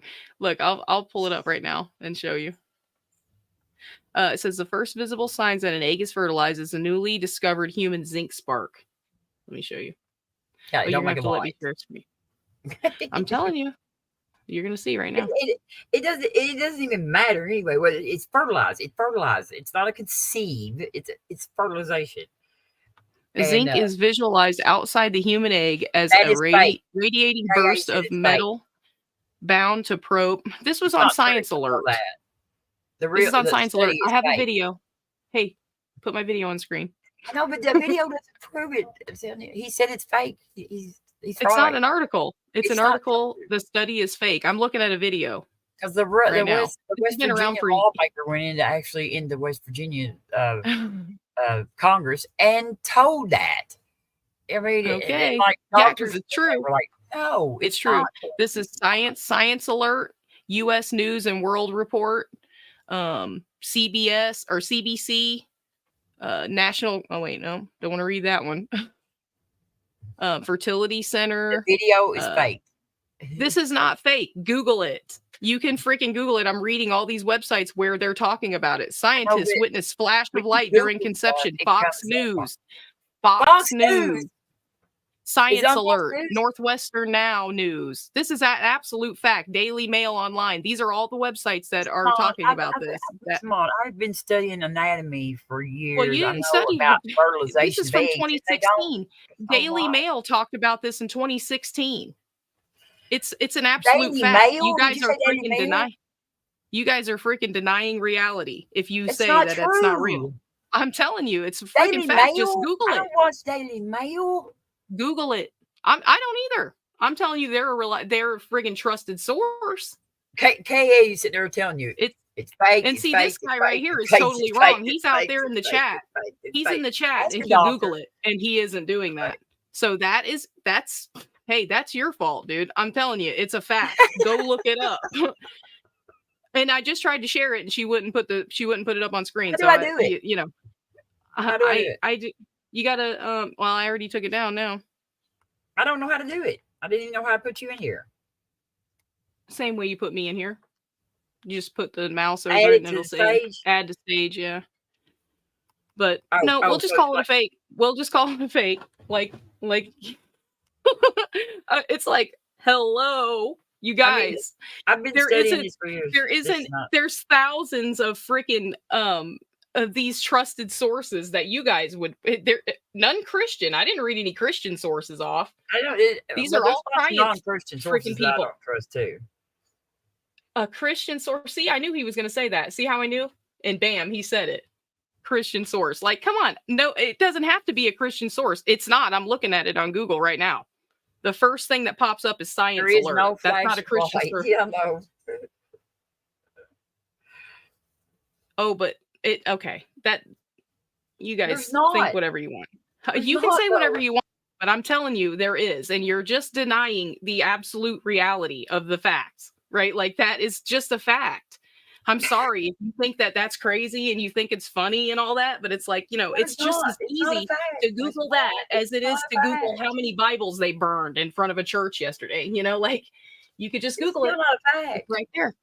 Okay, you say whatever you want to. See, you guys pick and choose what you guys want to for your stuff. So I mean, you know that because I'm telling you, you can't freaking deny it. We're not picking and choosing. cannot There's deny it. no facts It's to not support just one that. source. It's not like some guy went into a place and lied about it. This is something that they're scientifically figured out.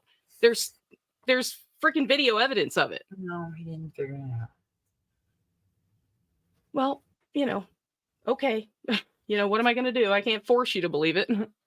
It's just out there. So if you don't want to, that's no, because whatever. no doctor, there's no biologist that will say that it's true.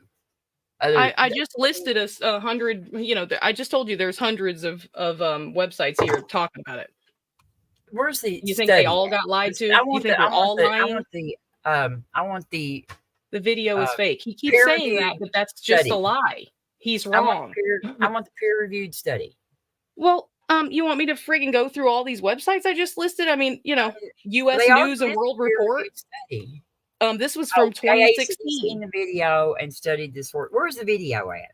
Send it back to me and let's watch it. This is from Northwestern University. And see, they were talking about it in 2016, 2018. And they've scientifically explained it. They've explained God out of it. They've already tried and done that. They explained that God isn't involved in it. So, I mean, that's, I think that's what he's thinking is that means that he's going to have to. I don't know how they could do that. Because they're saying it's a reaction to zinc and all this crap that causes the spark. So, I mean, they've already explained it away. It's not actually light. Oh, it does. It's zinc spark, but it's the wording that they're using makes you think that there's a flicker the of more light, zinc that's released, the brighter the flash, and the more viable the egg. That's what it says.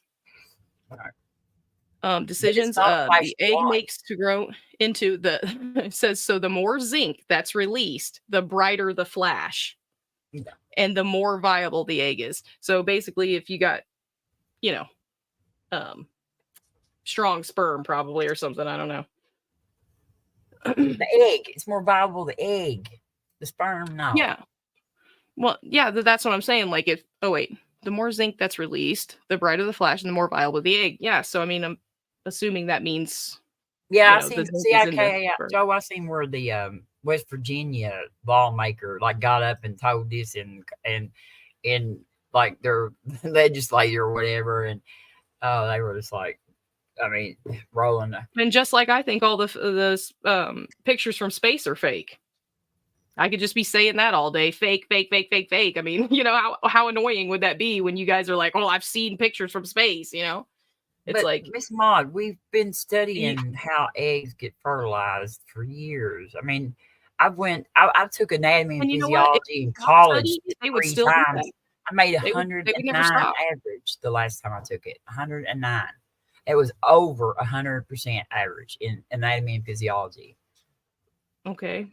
I've studied all this stuff. You just zinc thing. You just now told me that it's fake and that it's not true, and I just explained to you how they scientifically explain how it happens. Okay, I understand the zinc. Zinc you part, still didn't know that, but it doesn't really cause a flash of light. It causes it's hard to describe, but it's not a flash of light. It causes something that resembles a flash of light. I mean, come on, how does it do that? It doesn't make light. It's just zinc flash, and it's not light though. Whether it's a chemical reaction or not, it has to be. I mean, how would they mistake that? Okay, let's just say it's true. What does that mean? That's why these guys believe that these are human beings at conception. Because of this. Because of how that. many of these guys have ever seen? Now, I'm not saying it's actually because of that. I'm not saying it's actually because of that, but most of them probably would don't even definitely know solidify it. The reason why they think it's a human because it is. What about the woman? She's never human. Yeah, she is a human, and they probably not.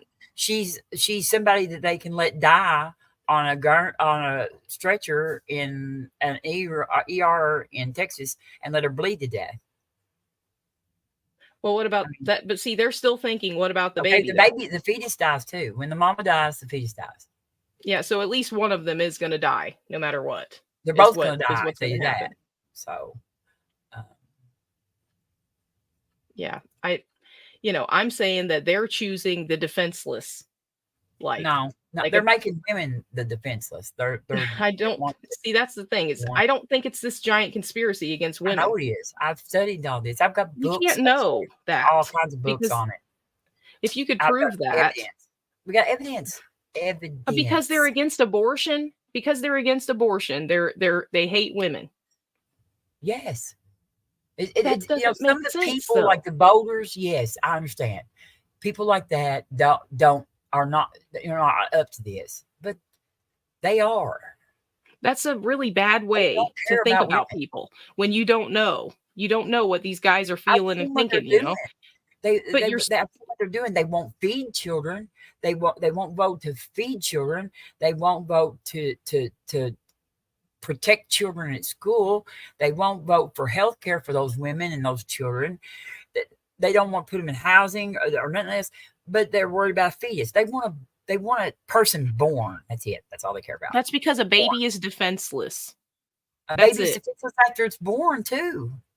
Yeah, exactly. And they would probably feel bad if the baby couldn't take care of itself. Well, I mean, what the hell? How are they going to take care of all of them? It's their job. It's mom's job, and she can put them up for adoption or whatever. I mean, there's tons of people out. Look, I already said how I feel about it. I'm saying what these guys are thinking doesn't necessarily mean that they're evil. They're evil. Yeah, they are, because they know that they've been told the consequences. And that's a bad way to look at things. And you guys don't like that when we look at the left like that, right? Like when we call them all evil, that's a bad way to look at it, right? Because you're saying that some of these guys are not freaking evil. They're thinking. I guarantee you, most of them are not thinking about it. They're not looking at it like that. They're looking at it like an innocent, defenseless life, and they want to save the kids, and you're thinking about it on the other side. And it's bad for you guys to be thinking that the other one's thinking evil, because that's not true, right? They can say the same thing about you. I do say about me. All right, here you go. Jurisprudence of bleeding out. We heard in the Miffy case, sometimes discussions of the potential consequences and harms of these post-Dobbs cases sort of skip over the how does healthcare actually work piece of the puzzle. So we decided to invite an ER physician to help us understand what EMTALA was designed to do and what ER physicians are being asked to do and what happens to real healthcare for real people if Idaho prevails in this case. Dr. Dara Cass is an emergency medicine physician in New York. Her writing has appeared in the New York Times and the Washington Post, as well as and in numerous publications for healthcare professionals. Until very, very recently, she served as a regional director at the U.S. Department of Health and Human Services based in portion of the cases you would see on an average day are pregnancy complications. It's a huge, huge part of your job, right? I think I read a study that said that pregnancy complications are the 5th most common reason for ER visits for women between the ages of 15 and 64. It's a very common reason, and it can be from things like, I think I'm pregnant and I'm not sure, to I was pregnant or I am pregnant and I'm bleeding, to I'm actually in labor, right? So pregnancy complications can be the whole spectrum. At least 1 million patients come to the emergency department for things like concerns about pregnancy loss, right? I'm worried I'm having a miscarriage. It's a large number of patients that we see. I would say I personally work in the area of the ER that tends to see the patients who are pregnant. And I would say I see somebody every single shift who is pregnant with a concern related to their pregnancy. And can you just back up and remind us when EMTALA was enacted by the Congress in 1986? So suddenly it requires that hospitals around the country have to guarantee that all patients get a certain standard of care. It's guaranteeing that patients are not, I think the word was dumped, right? Whether it's like dumped in the parking lot or dumped in some other ER parking lot. What was the concern they were trying to address?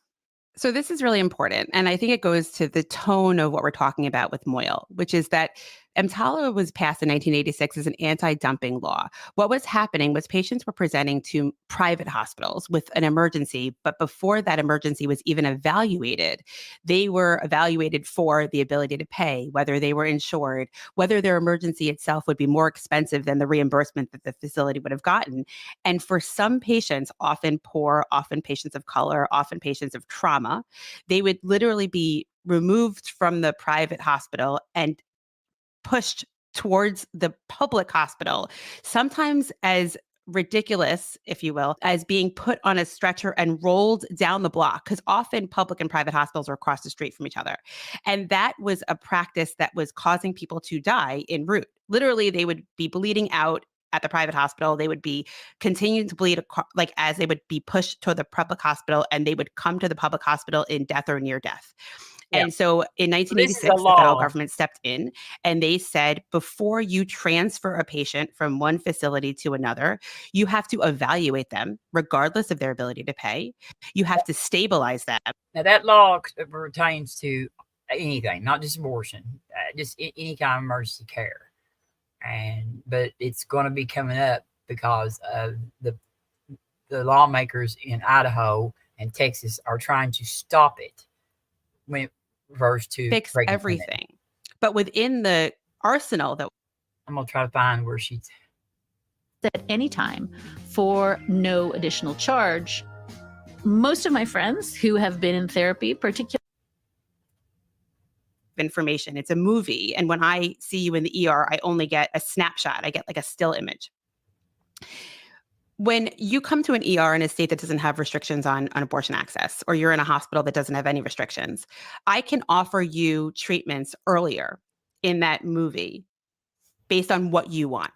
So for example, you're pregnant. Whether the pregnancy is desired or undesired is not relevant to the medical care we're talking about right now. You're pregnant. You don't have a pregnancy in the correct place. I don't see a pregnancy in your uterus. Your hormone levels are rising and you have abdominal pain. I can offer you the treatment, which would be to terminate this pregnancy medically, which means a shot. And we can follow your hormone levels down, and then you can try to get pregnant again if that's what you want. Or I can wait until 24 hours. We can repeat your hormone levels and look again and see if the pregnancy is in the correct place or not in the correct place, and we can intervene. That waiting is not risk-free. That waiting means that I could find the pregnancy in the tube in the wrong place, but I could also find a heartbeat. And if I do, the treatment is different. The treatment is no longer a shot. The treatment is now surgery. And that surgery often removes your tube. And that changes your future fertility. And if you don't come back within 48 hours and you still have that embryo in the wrong place and you still are at risk, now you're at risk of what we call rupture. And many people have heard stories of people who have been sent home from the emergency department waiting for that evidence, that irrefutable, legally verifiable evidence that it is actually an ectopic pregnancy you're treating, that there is no doubt criminally that you could be charged for early ending what could potentially be a viable pregnancy. And doctors are feeling like they have to wait until that irrefutable evidence is in place rather than offering intervention earlier when we are 98% sure that it's going to end up in that place. And we're seeing cases of people having rupture of their tubes, losing tubes. I mean, the anxiety alone to know that you might have an ectopic pregnancy and they're not treating you today, but you have to come back in 2 days is something we never talk about.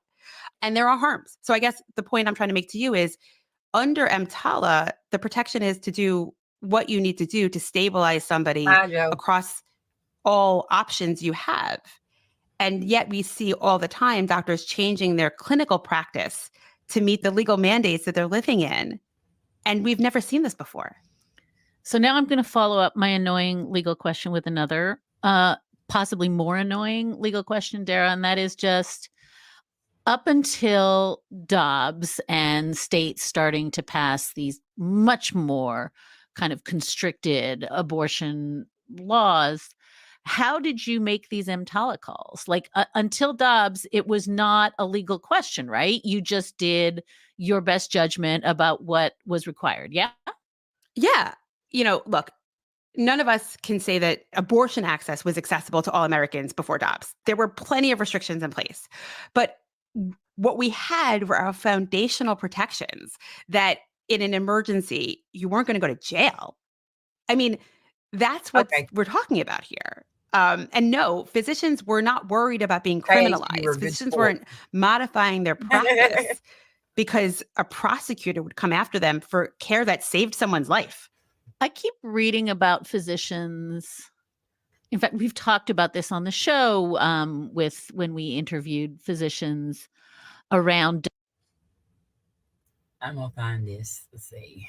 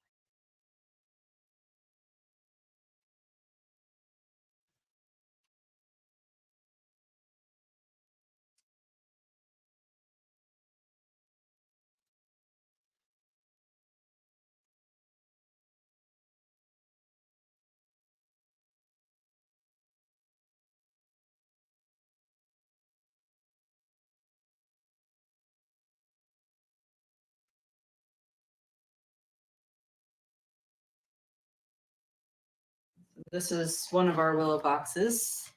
This is just filled with some of the things that we had started gathering for her while I was pregnant. Yep. There's her little baby book. This is the outfit that she was gonna maybe wear home from the hospital. All of these. This is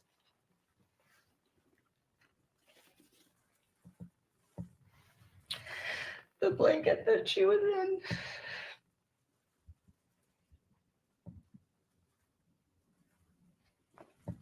And these are her little footprints.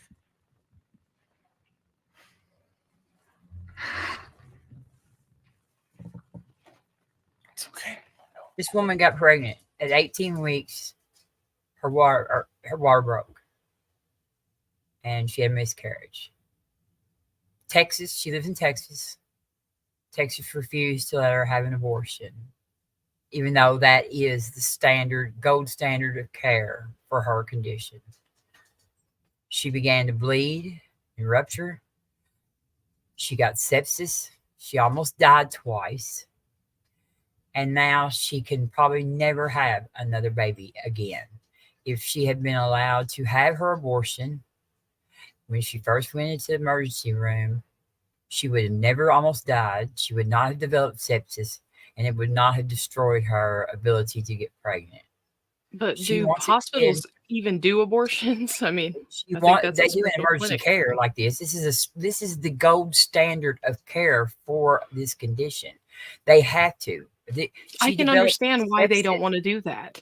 You know, because think about it. Because the baby is not going to live, and the woman is going to die too. They can't force the doctors to take because of that. They cannot force a doctor to take a human life. She had already had a miscarriage, Mrs. Maud, and Texas just won't let them take care of her. And she almost died. And if now she miscarried, then why wasn't the baby coming out? She can't have any more children because of this, because of what they did. Well, it sounds like she couldn't have them to begin with. She was pregnant. Yeah, I know, but what happened? What? And I approve. How'd she lose the baby? I didn't hear that part. I mean, you just don't understand this. You don't understand that. No, but I'm saying this is one case. I mean, we're looking at it individually. It's not just one case, though. There are lots what's the of percentage? cases. It doesn't matter if one woman dies. Does that make it okay? But the baby's dying too. The baby's going to die anyway. If the mother dies, the baby's dead. Think about that. If the mother dies, the baby's dead. I am thinking about it. It cannot live. But the baby's dead anyway.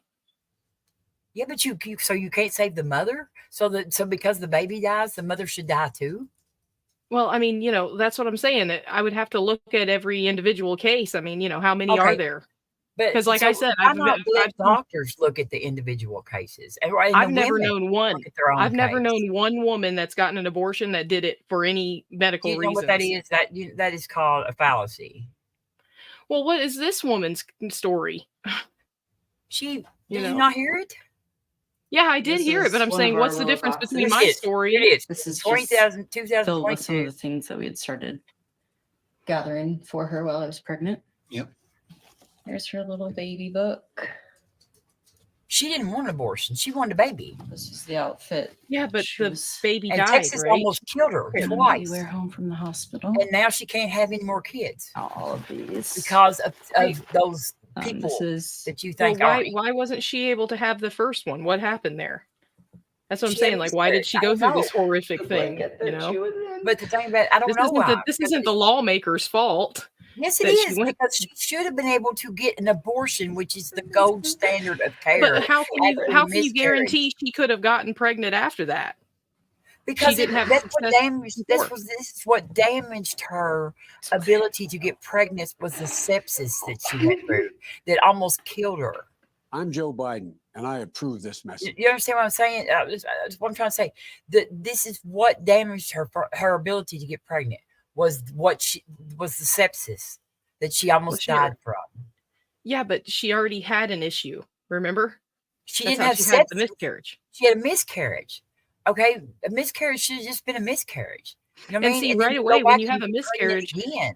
when you have a But miscarriage, your body starts to let that stuff out. Like your it body but it starts getting didn't. rid of all that. It didn't though. Hers That's what didn't. I'm saying. And Something was she already got going on sepsis. health She wise. got sepsis, and the law Texas lawmakers have criminalized healthcare for women, and so now they're letting women lay in on and die, almost die, because of this. And now this woman cannot get pregnant. She's not the only case. We have several cases of like this. And would it be They considered an abortion if the baby was dead already? I mean, yes, it is. Yes, it's termination of a pregnancy. It's abortion. Yes.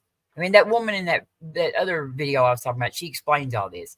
But they're not allowed to do any of this. They're not allowed to. The new laws they've passed, these Texas lawmakers that don't know anything about women's bodies, and they don't know anything about health care, and they don't know anything about pregnancy, and they don't know anything about anything except for we're going to tell women what to do with their bodies.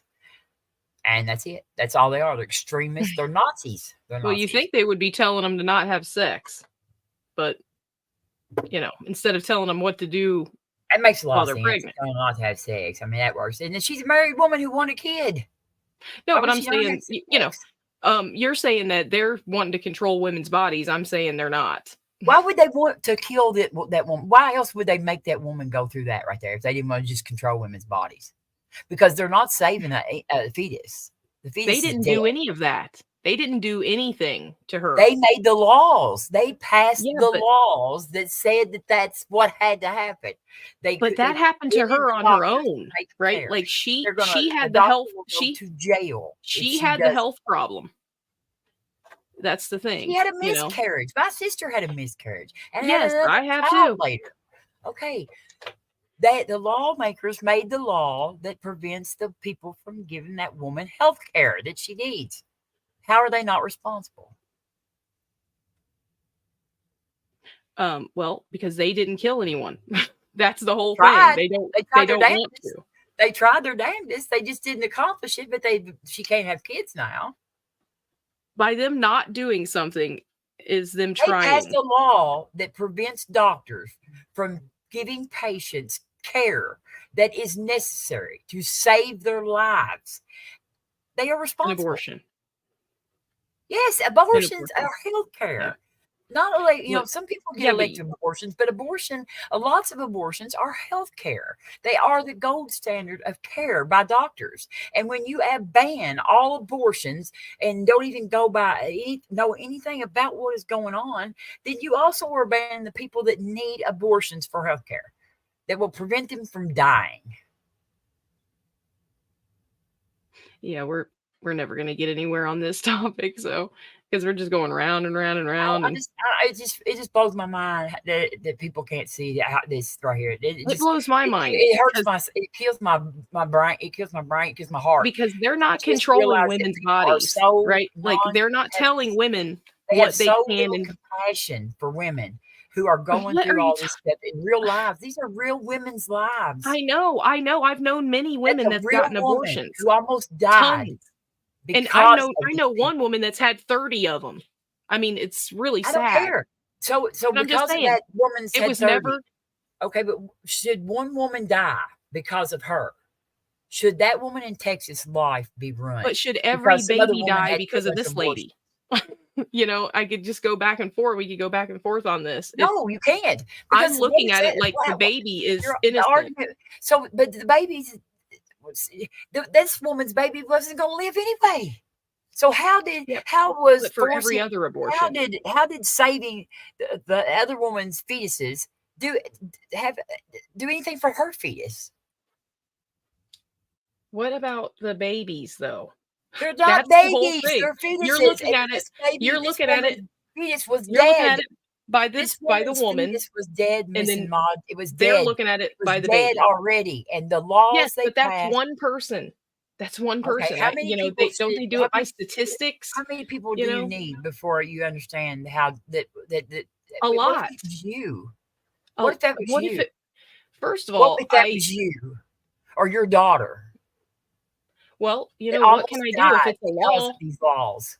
If it's a law, but see, I'm going to think about it the way I'm thinking now. I'm going to think, oh, okay, well, maybe they don't, I'm not going to look at it like they're evil. They're just people, right? They're just people just like us. Okay, if they find out that their laws are killing women like this right here, they're thinking about it like women your laws are killing babies. If they find out that their laws are doing that, if they continue to, they know all that. I'm sure. Exactly. That's exactly right. They do. They're not. They're looking at it like your laws are killing. Your laws are killing defenseless children, and then their laws are killing the mothers. If some woman dies, too bad for her. And not every case. But see, every single 100% of the abortion cases are killing a baby. And that's not the case the other way around. Fetuses. A baby. That's what you keep saying, but it's going to be a baby in 9 months. It's a baby is a young or newly born human. That's what it is. Just because right now today it's not, it will be in 9 months. That's the thing. Well, yeah, I mean, you could just take a morning after pill for that, but I'm just saying that's all it is. Didn't deserve to die or lose her ability to have children because of a bunch of lawmakers who don't know anything about medical health care or women's bodies and don't give a shit. You just believe this. You just believe this lady. I don't just believe this. I know this. What happened? Why couldn't she get pregnant after that? And why'd she have such a hard time the first time? She got sepsis. You know what sepsis is? Yeah, it usually kills people, so that's pretty amazing. She's lucky to be alive. You know? She's lucky to be alive. She should have been alive. What's she doing with a baby right there? Close to death because all she needed was an abortion that she was supposed to get for her health care. Didn't she say she couldn't have a baby? Huh? Didn't she say she couldn't have babies? Is that what happened? She was pregnant. Yeah. Well, whose baby is that she's with? They told her that she damaged all her organs down there with that sepsis so bad that she can't have children anymore because of this. And she wants a baby. Is that her right there on that video that your mouse is over? Yeah, that was her. We just watched it. All right, guys. So now that 2024 is officially here. That was her. That blonde-haired girl was her. Right here. Yeah. So this is one of our willow boxes. This is just filled with some of the things that we had started. See, they don't explain why she had the miscarriage. I mean, what if that's the cause of her not being able to have babies? Women just have miscarriages sometimes. They don't know. I know, but I'm saying, what if that's the cause of her not being able to have babies? Broke and she had a miscarriage. No, she got sepsis after she didn't get the abortion because they left the fetus in her that was dead. Yeah, that's happened. Yeah, I know exactly how that happens. Okay. The blanket that she was in. Now she can't have any more kids. She almost died twice. They sent her home. Yeah, I said it 100 times. You didn't have the first one either. That's what I'm saying. You can't just say, oh, it's because these doctors weren't allowed to give her an abortion. What if it's the cause that killed the first baby? The baby was dead, Ron. That's what I'm saying. Why her body wasn't about this. Her body already able to carry. She had been allowed to have. That's what she ended up in the hospital for. She didn't have sepsis. The reason why she can't have children is because of the sepsis that she developed from having to keep the fetus in her body that she was not allowed to remove because of her laws. Okay, it's not funny. It's not funny. I'm laughing because I just don't understand how that point's not getting across. Like, I don't understand. I know I don't understand either how it's not getting across because I mean it's just really simple to see that their laws are not made to protect women's lives. Their laws are not made to save our lives. Well, look, if some guy comes and beats her up and takes her purse, the laws are going to take care of her. They're going to protect her and go after the guy. If we die, they're going to charge him with a crime. That doesn't replace her body, her life. But see, that's not a doctor killing her either, right? Like, no, it's not a doctor; it's a lawmaker. It's a doctor that wasn't allowed, who could not give her medical treatment. That is what is prescribed for her condition. They're not allowed to, or they'll go to prison. They're not allowed to treat patients. So they didn't do anything, and then they did for the conditions. I can't understand how you don't see this. We got to stop arguing about this. I know I got to go bed anyway, but this is, I mean, damn, it's 3 o'clock. You've got to have some compassion for these women. I have compassion for these women. I'm saying they should be able to, we should make it up to 18. You know, we could abort the kids until they're 18. That's not an abortion. I mean, Yeah, I'm that's for just I'm for justice. survivability. My I'm cutoff kidding. That my was a cutoff joke, is everyone. viability. Unless the life of the mother or some other extenuating circumstances, after viability, I believe Well, if we that's should the case, then protect I the could be fetus. aborted. Pretty No, much. you were viable at like 20 weeks. Viable means you could Gestation. live on your own, right? No, but that means that you actually don't have to have the mother's body to live off of. You know, I mean, you're viable, and so once you're viable, it requires someone to kill you. If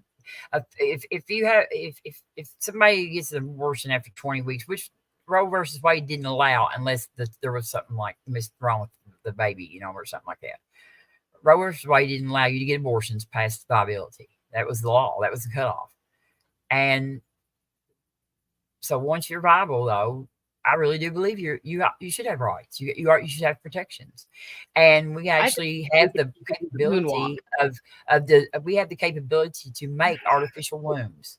I'm sorry. That if women don't want to have babies and they want to remove the fetus, they can put it in an artificial womb, and they can gestate it in that artificial womb, and then they can adopt it out to people who need babies. They have the technology to do that right now.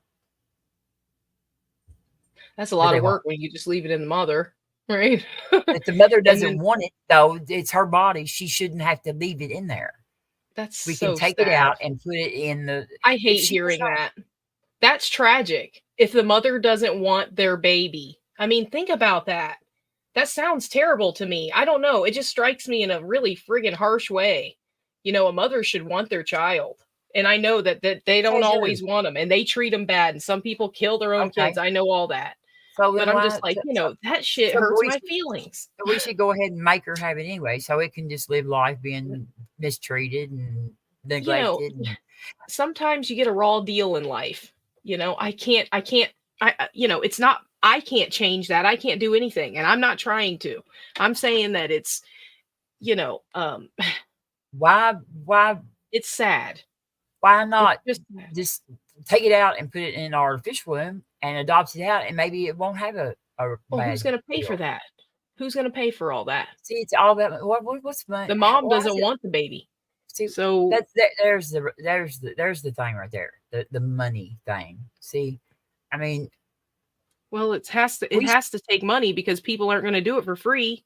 You know, think about it. Like we could figure the money out, and I mean, I don't care. If my taxes go for something like that, I'm happy. You know what I mean? Yeah. People have rights, and we protect, viable fetuses and gestate them for people who want children. I'm all fine with that. My tax money going for that. The money is the last thing I worry about. I'm fine with it too myself. I know that I sound like I'm not arguing for stopping abortion. I'm arguing for these people on the other side and what they're thinking. And it you're not going to convince me of that at all. I'm glad you're glad you're about the rights, but no, a bunch of those lawmakers are nothing but pure scum. I'm not saying that like they're Josh all Hawley. good. I mean, they are. They've proven they are. If you don't care what you are doing to people's lives, then you're trash. If you go through life and do not care what you're doing to people's lives. I know somebody like that. I know one person like that, kind of. No, never mind. I'm just gonna let that go. It was a joke anyway.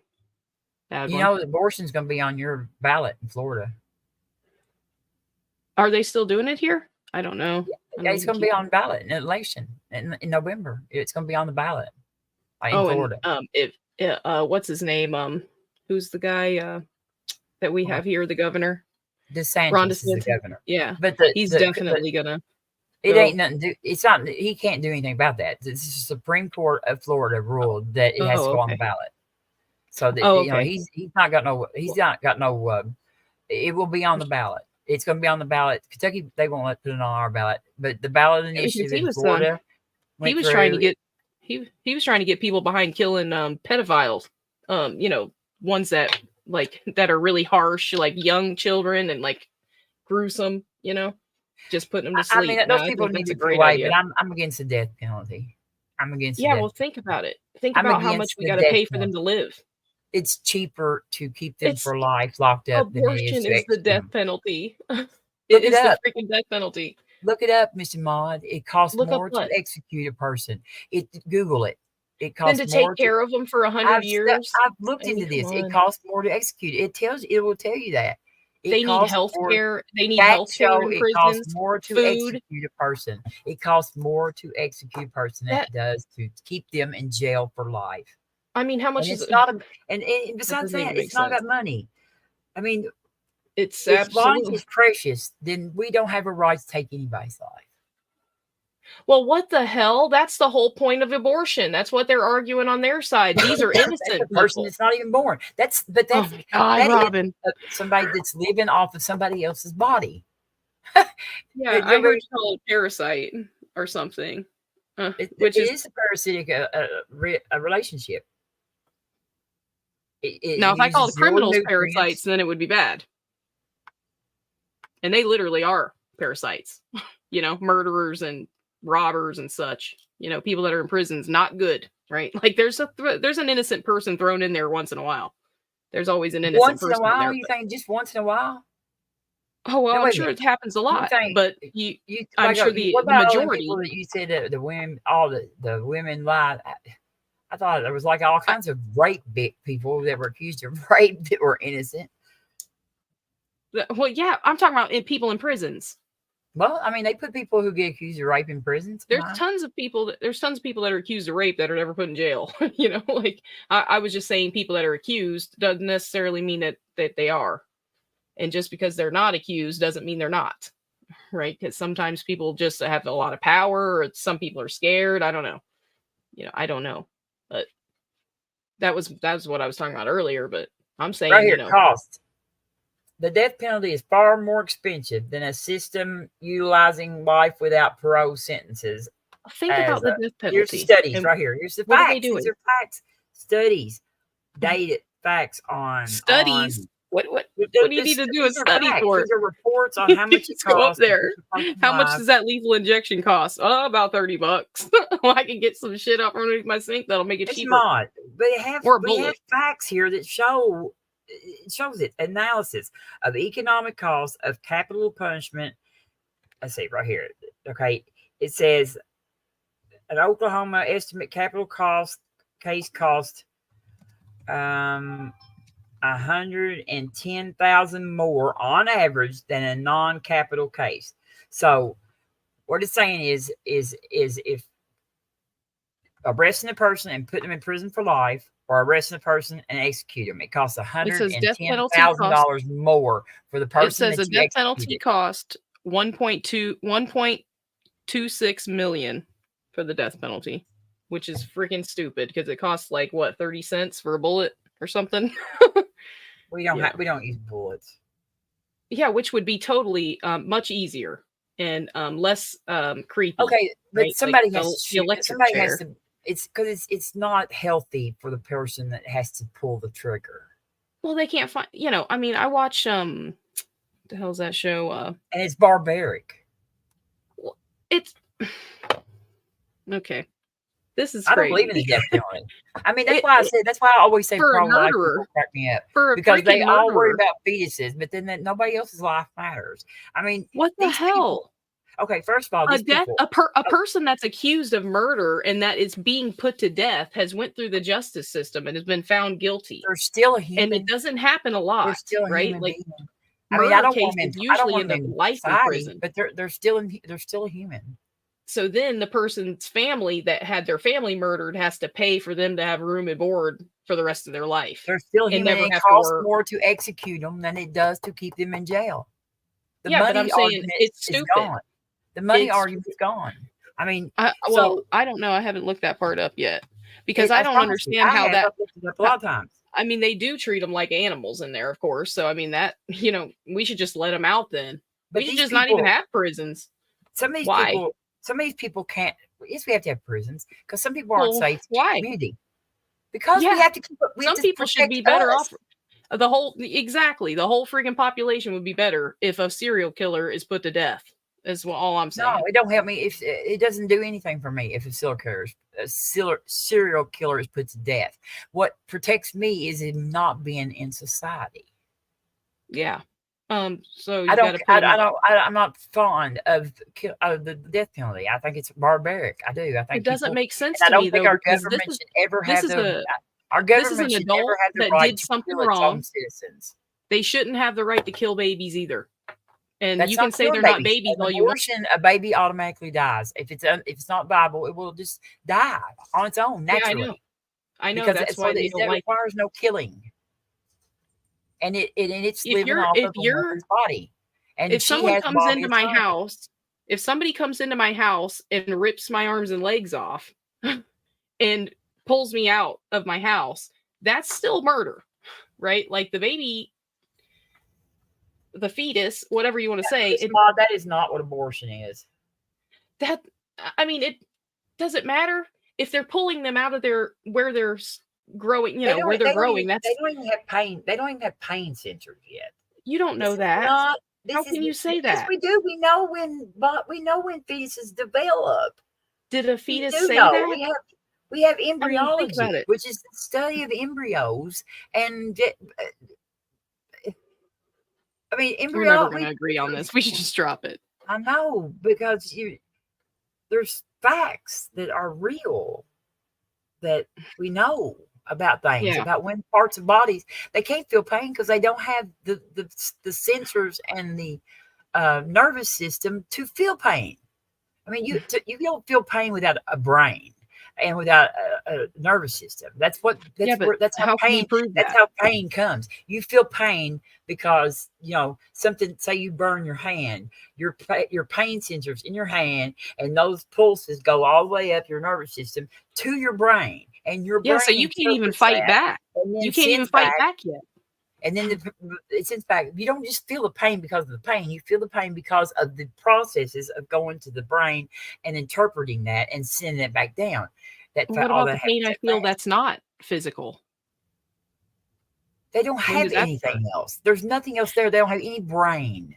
I know, but that's what I'm saying. They can't even defend. They don't even have a fist to fight back with. They don't feel any. They're not a person. They're not even there's not even anything there that becomes a person yet, really, except for just physical body parts. The evidence shows they are a person. Because if you don't abort them, they'll be a 30-year-old in 30 years. So what? That's evidence that it is a person. That's got nothing to do with the woman. It's freaking evidence, Robin. The fetus. That has nothing to do with it. I do think about it. I think it's evidence that it's a human being. They're doing this to women. I think they're fucking evil for fucking forcing women to have babies. It's slavery. It's slavery. It's the same thing that we used to do to black women in slave days when we used to force them to have babies so we could acquire slaves. They are not breeding with women and forcing them to have babies. When you force women to have babies, and you do not allow them access to abortion, it's slavery. We don't have any rights to our own bodies. So that's slavery that you had to have children. That is insane to me. If I choose, that's not. That's the goal choice for most women. Have a child. It's not my choice if I'm forced. And if I don't have control over my own body, but you're the one that's pregnant. That is your problem, right? Like, and I hate to say that. I can also decide not to have the child, and that means that they're controlling my body. Lawmakers are. But you're the one that's pregnant, though. Fucking white They're men. just saying, no, we won't kill your baby. They don't have to kill it. It's not live. If you take it out of my womb, it's not going to live. It does not require killing it. It dies. It just dies automatically. So you want someone else to have that on their conscience? It's not on my conscience. Well, it's not on yours, but it's going to be on the doctor's. One of these days when he realizes, most people that have abortions regret it after 10 years. Nobody has to perform abortions that does not want to. No, they don't. We don't force people to perform abortions. Most people don't have to go to war either, and they come back wishing they hadn't went. you know? Yeah, there's I been mean, lots it's of just people a who get fact. forced to go to war. Have you ever seen how many kids I'm went to saying war, most Vietnam? people in They were our forced. They were forced. generations.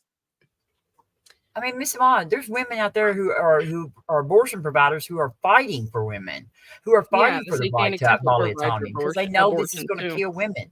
They know what this does to women. They know. They know how evil this is. They get and pregnant, they're fighting or for it. someone rapes them, or some unfortunate thing happens, and because they say no to giving you an abortion, that's controlling. This is why I have trouble with. This is why I have trouble with conservatives. Compassion.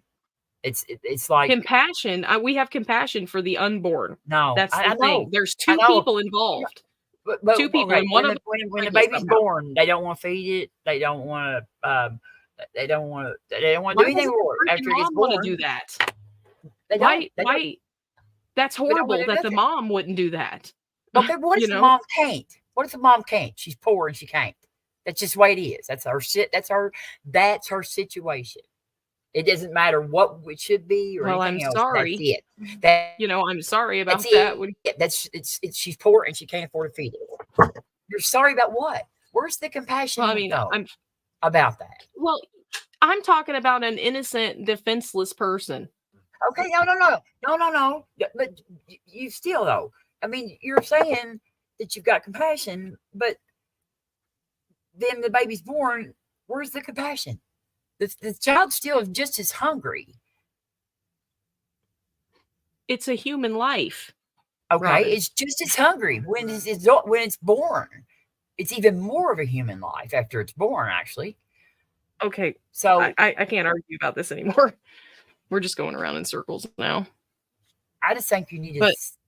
I think you need to think about women and think about the lack of compassion on that side. I mean, this is why I cannot deal with these people. I don't know why the mom can't have compassion for her own baby though. That's what I'm saying. You're thinking that we're hating women, and it's not that. What if the mom is most women want to be a mother? What if the mom is just poor and she cannot afford to feed the child? She can't do anything. I mean, what if she's That's still not taking a human life though. Okay, but when the baby gets here, it still has to eat. I understand that. I understand that. But I mean, the situation just doesn't go away when people say, "Well, you need to take responsibility for your actions." You do. I was going to say that, but that does not fix anything. We have fucking country full of situations that doesn't fix. Why don't we just start neutering people? Because that's violation of bodily autonomy. What the hell? And here's the thing that is, if a country has the legal right to prevent you from having an abortion, they have the legal right to force you to have an abortion. No, see, I was thinking about that earlier, and I thought about it at first, and I thought, okay, yeah, that makes sense. But then it's true. It's like they're making laws that are saying you can't have an abortion. They won't legally let you have an abortion. So what happens if you go and have one at home? Respond. You're very we nice. gotta stop. We gotta stop. I gotta get off. But thank you so much for having me on. I'm so glad I got to be the first. I love you. First one here. I love you. I love you too very much. I do. I promise. I'm with you. I'm just saying I don't want you to think people are evil that you don't know. I mean, I think they're evil because I've seen they're evil. Only evil people are the Nazis. NASA. I don't think you're evil. Thank you. I'm not. I promise. Well, I can be, but you're not evil at all. You're not evil at all. Thank you.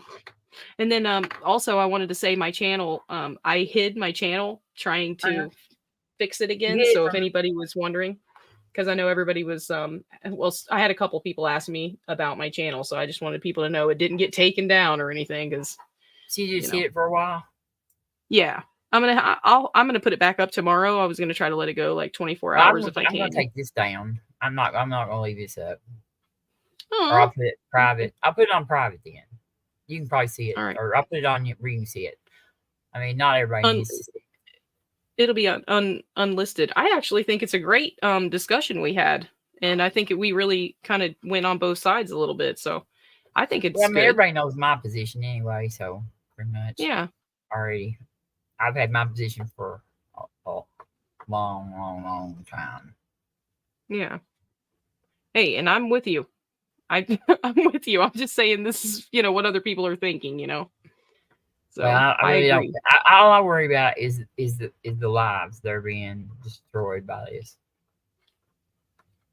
Well, The women, and you know, yeah.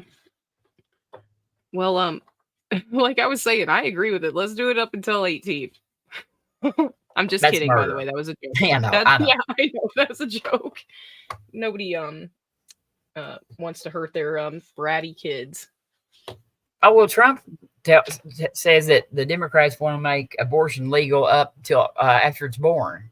You know what I mean? Yeah. Just stupid shit like that right there. And I mean, it's just not nowhere near true. It's like 28 days. It's like 28 days or something. Well, somebody was trying to pass a law or something, or some. It was in their beliefs or something. The reason why they were doing that was because of this situation right here, that to where they were like letting women's lives get in danger. And so if they made the abortion up to, then the doctors would be making the medical decisions. You know what I mean? Like it wouldn't be, but nobody's carries a baby that long and then decides they don't want to get rid of that. That's not a thing that even happens. We don't have any cases that happen. That what the law would do that ruled it up to there is it would protect the doctors from giving health care to women like that right there. And it would prevent the lawmakers from being able to prosecute them. So what happens if you do give one in a place like Texas? They get arrested and go to prison? For like what? Like, what's the charge? Probably 10, 12 years or something like that. I mean, it's sure they're calling it manslaughter or something like that. Yeah, so, that's what I was wondering, if it's like murder or first degree or. Well, I mean, probably if they thought they could charge you with murder, I'm sure they would. Yeah, well, I mean, that's what I'm wondering, because if it's murder, then it's a human life, according to the government. No, just because they say it's murder, don't make it a human life. It is. I know, but I'm saying that's how they. You can't murder. Right. You can't murder something that's not a human, right? Well, like that's what I'm saying. I'm not saying that they're right. I'm not saying that. I'm just saying you can't charge a person with murder if they didn't kill a person. That's all I mean. Like, so that's why I was asking, like, what it is that they get charged with, because. So they're wanting to grant. So they just use that to grant personhoods to fetuses, which don't deserve to have personhood. I mean, we don't. You can't file a fetus on your taxes. You sound so horrible saying that. Like, why? We're talking about a child. There's nothing special about. It's not a child yet. It's a fetus. You always say that, but then you say right after that, you say they're born and everything. But when it looks like a fish, I mean, it's not. I mean. It's not this grand thing. Every mammal reproduces. We don't do anything different than other animals.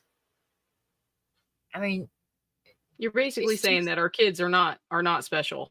They are special to us. That's horrible to me. I'm like, that's my baby. I'll freaking rip your head off over my babies. They're special to us because we've raised them and we've fed them and we've sit up at night when they were sick and took care of them and everything else. And we didn't even. I remember when I was pregnant, I didn't even know what it would felt like to love a baby until mine were born, and I held it in my arms. Held her. Held them. I had I had two. They were quite apart. But I mean, when I was pregnant, I knew that baby was in there. After it got bigger and stuff, but. I did not know what it was like to love it until it got here. And and then I set up with it and they became people. But that's not a fetus. That's not a fetus, and that's not, and I wanted mine. I made the choice to keep mine. And I actually had one that I didn't keep. That in between there. And for reasons. And I have never regretted it. Most women's experiences that regret it, they never had a baby, and they have. I'm saying most women that I know, their experiences, they have abortions, and then when they have a child, just like you explained, you didn't know what love, you didn't know how loving your child until you had it. So when they have a baby, they realize, oh my goodness, You Well, know, what national do they do? national numbers show that only like 5% of women ever regret an abortion. I think I only know one person that doesn't I know that. you. Well, I'm you just talking said you about. didn't regret it, I'm talking about. but We have the Guttmacher Institute has and worldwide numbers just on because this. you feel bad, about something doesn't mean you regret it. Like some people will still be I mean, okay with most that women decision, don't but I'm regret saying it. they feel What can I bad. say? Most women don't regret it. Most women do not regret it. Like 5% is all that ever regrets it, something like that. That The rest of that women do not regret it. that just sounds like, because I don't know. What do I know?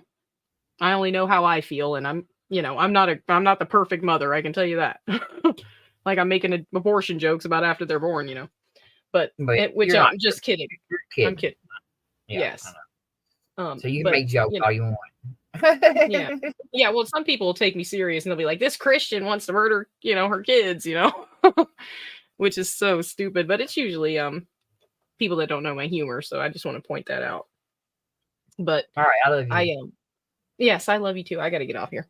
All But right, it good was so night. fun. Thank you. Don't take it down right away because I'm going to rewatch.